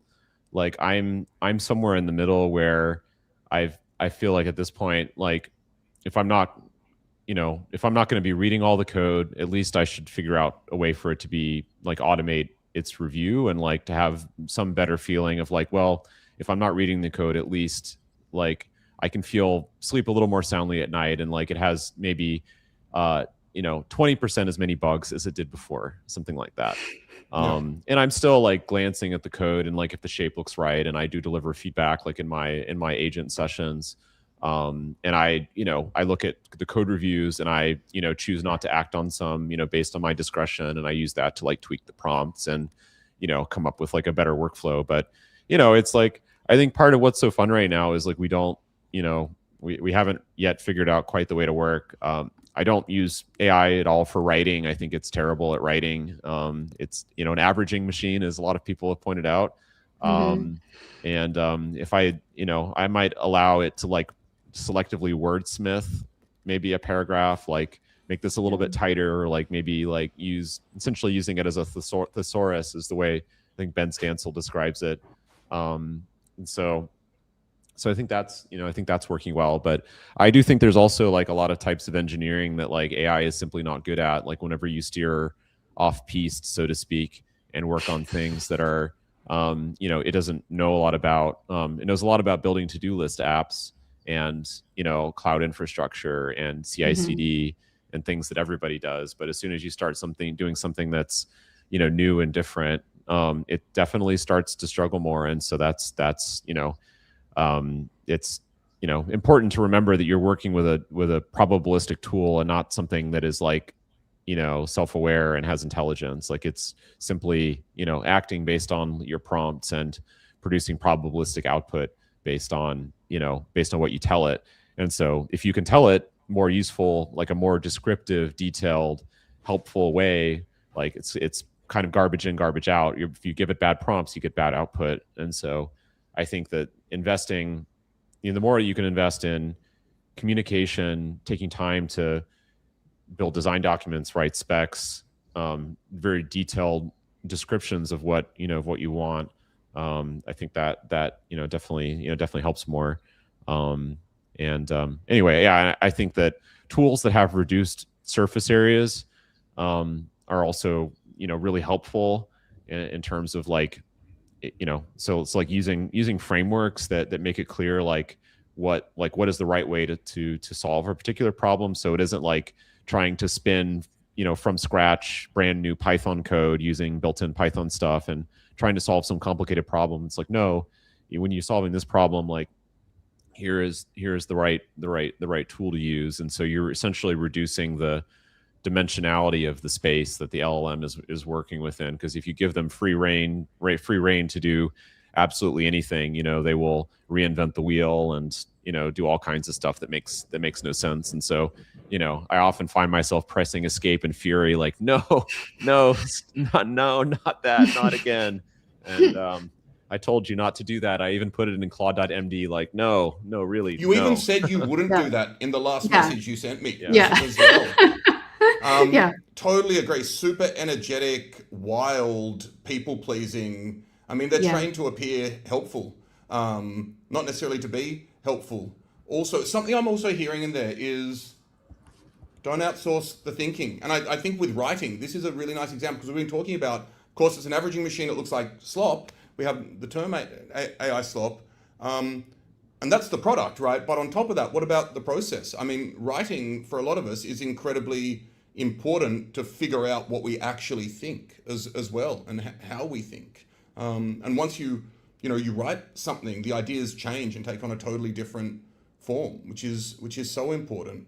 We've been talking a lot about agents. We haven't been talking about the present and future of multimodal agents. We've been doing so many wonderful things with multimodal AI and Pixeltable today, Marcel. I'm just wondering what's happening in the multimodal agentic space at the moment, and what you think 2026 will look like. And I'm sorry to ask you to predict. Feel free to have very wide variance.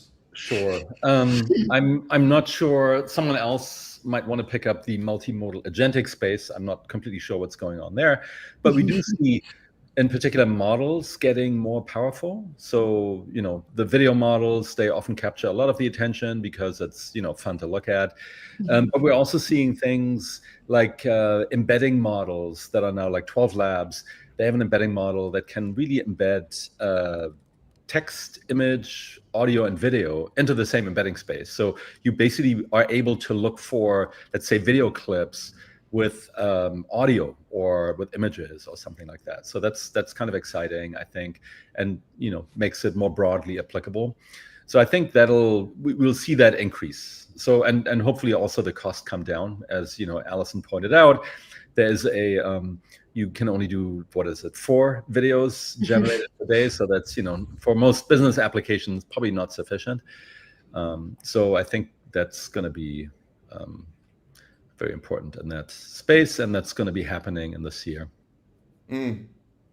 So the other thing is, like, the agents and the agent harnesses do all types of strange stuff with multimodal. I didn't realize that it was late last year that I was using Composer in Cursor, and I didn't realize it had web browsing capabilities yet. It opened a web browser and then went to YouTube and started taking screenshots and then describing it to me. It actually got so weird that I left it running overnight and then came back. I didn't realize it was still had YouTube open, and my laptop was playing Christmas. It was like this 6-hour Christmas playlist, and my laptop couldn't tell the source, so I spent like 80 minutes trying to find where this Christmas music was coming from. It was the 22nd of December, but you know, these are like the types of banal dystopia that we're facing currently.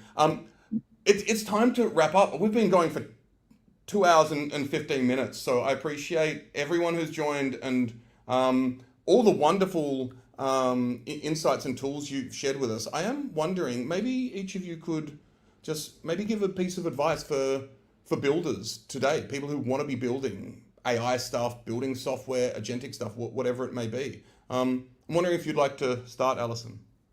Yeah.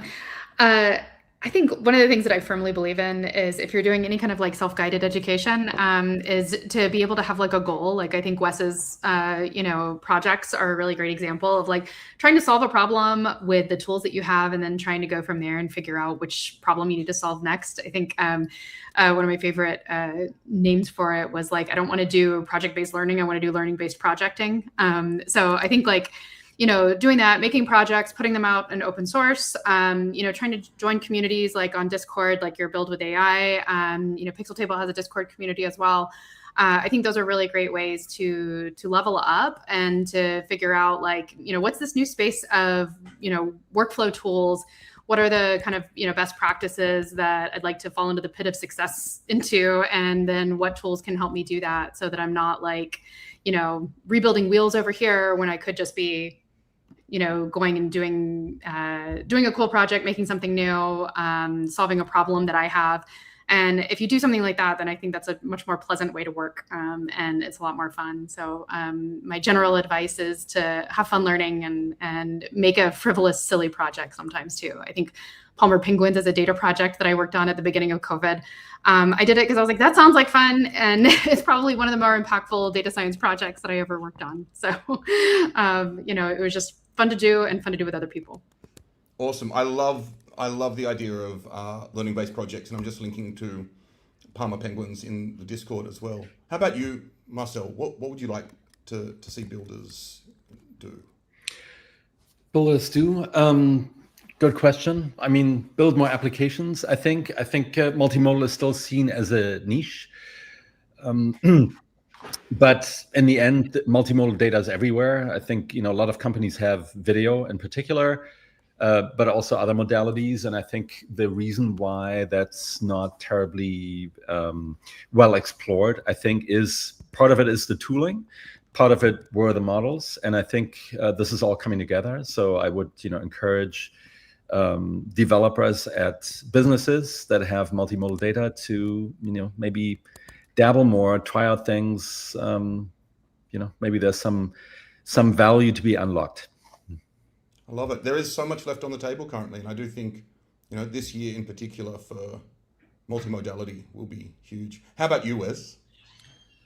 Yeah, I think overall, my advice is to, in the past, we used to come up with a lot of reasons not to do things, and now we don't have to. And that to me is really, really empowering. Like the old thinking of like code is expensive, it takes a lot of time to build stuff, takes a lot of resources. It's not worth it because it doesn't affect enough people. It's not. Maybe it's only something you're building something that's only for you, but it makes your life a little bit better. It makes you happy. It helps you learn something. You can build stuff now.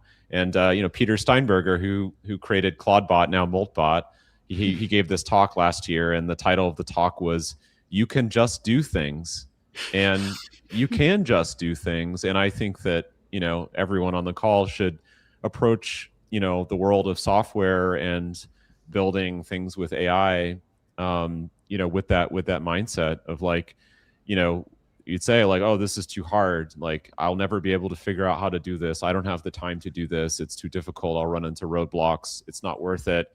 Who's going to pay for this? We don't have to make those trade-offs anymore. And so I think my really optimistic take on 2026 is just to approach things with that mindset of like just doing things and feeling empowered, to be creative and try things and be willing to just do something, see if it works. If it doesn't work, you can throw it away because code is cheap, and but you do 10 things, maybe one of them will stick. And so I think there's a quote like the way, I can't remember the attribution, but the secret to having good ideas is to have a lot of ideas. And so the way to build good software is to write a lot of software, and we can finally do that. And that's, I think, a really exciting thing.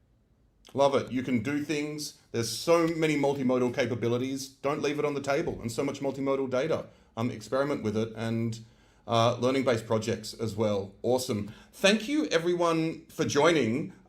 We've had nearly 200 people join throughout, so really appreciate you all. Thanks for all the great questions in the Discord.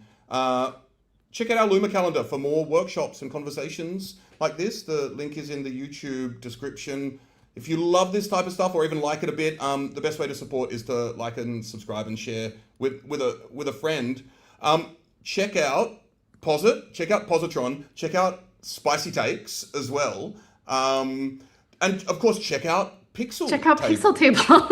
Yeah, and go to the repository as well. Like, check out everything they're doing at Pixeltable. Is there anything else you all are working on that you'd like to share with people? I think we've done most of that already. So we're obviously, continue to enhance capabilities, in particular around error handling. I mentioned serving earlier, right? So basically closing the loop. Those are really the focus areas right now. Awesome. Well, thank you all once again, and see you in the next live stream. Thank you, Hugo. Thanks for having me.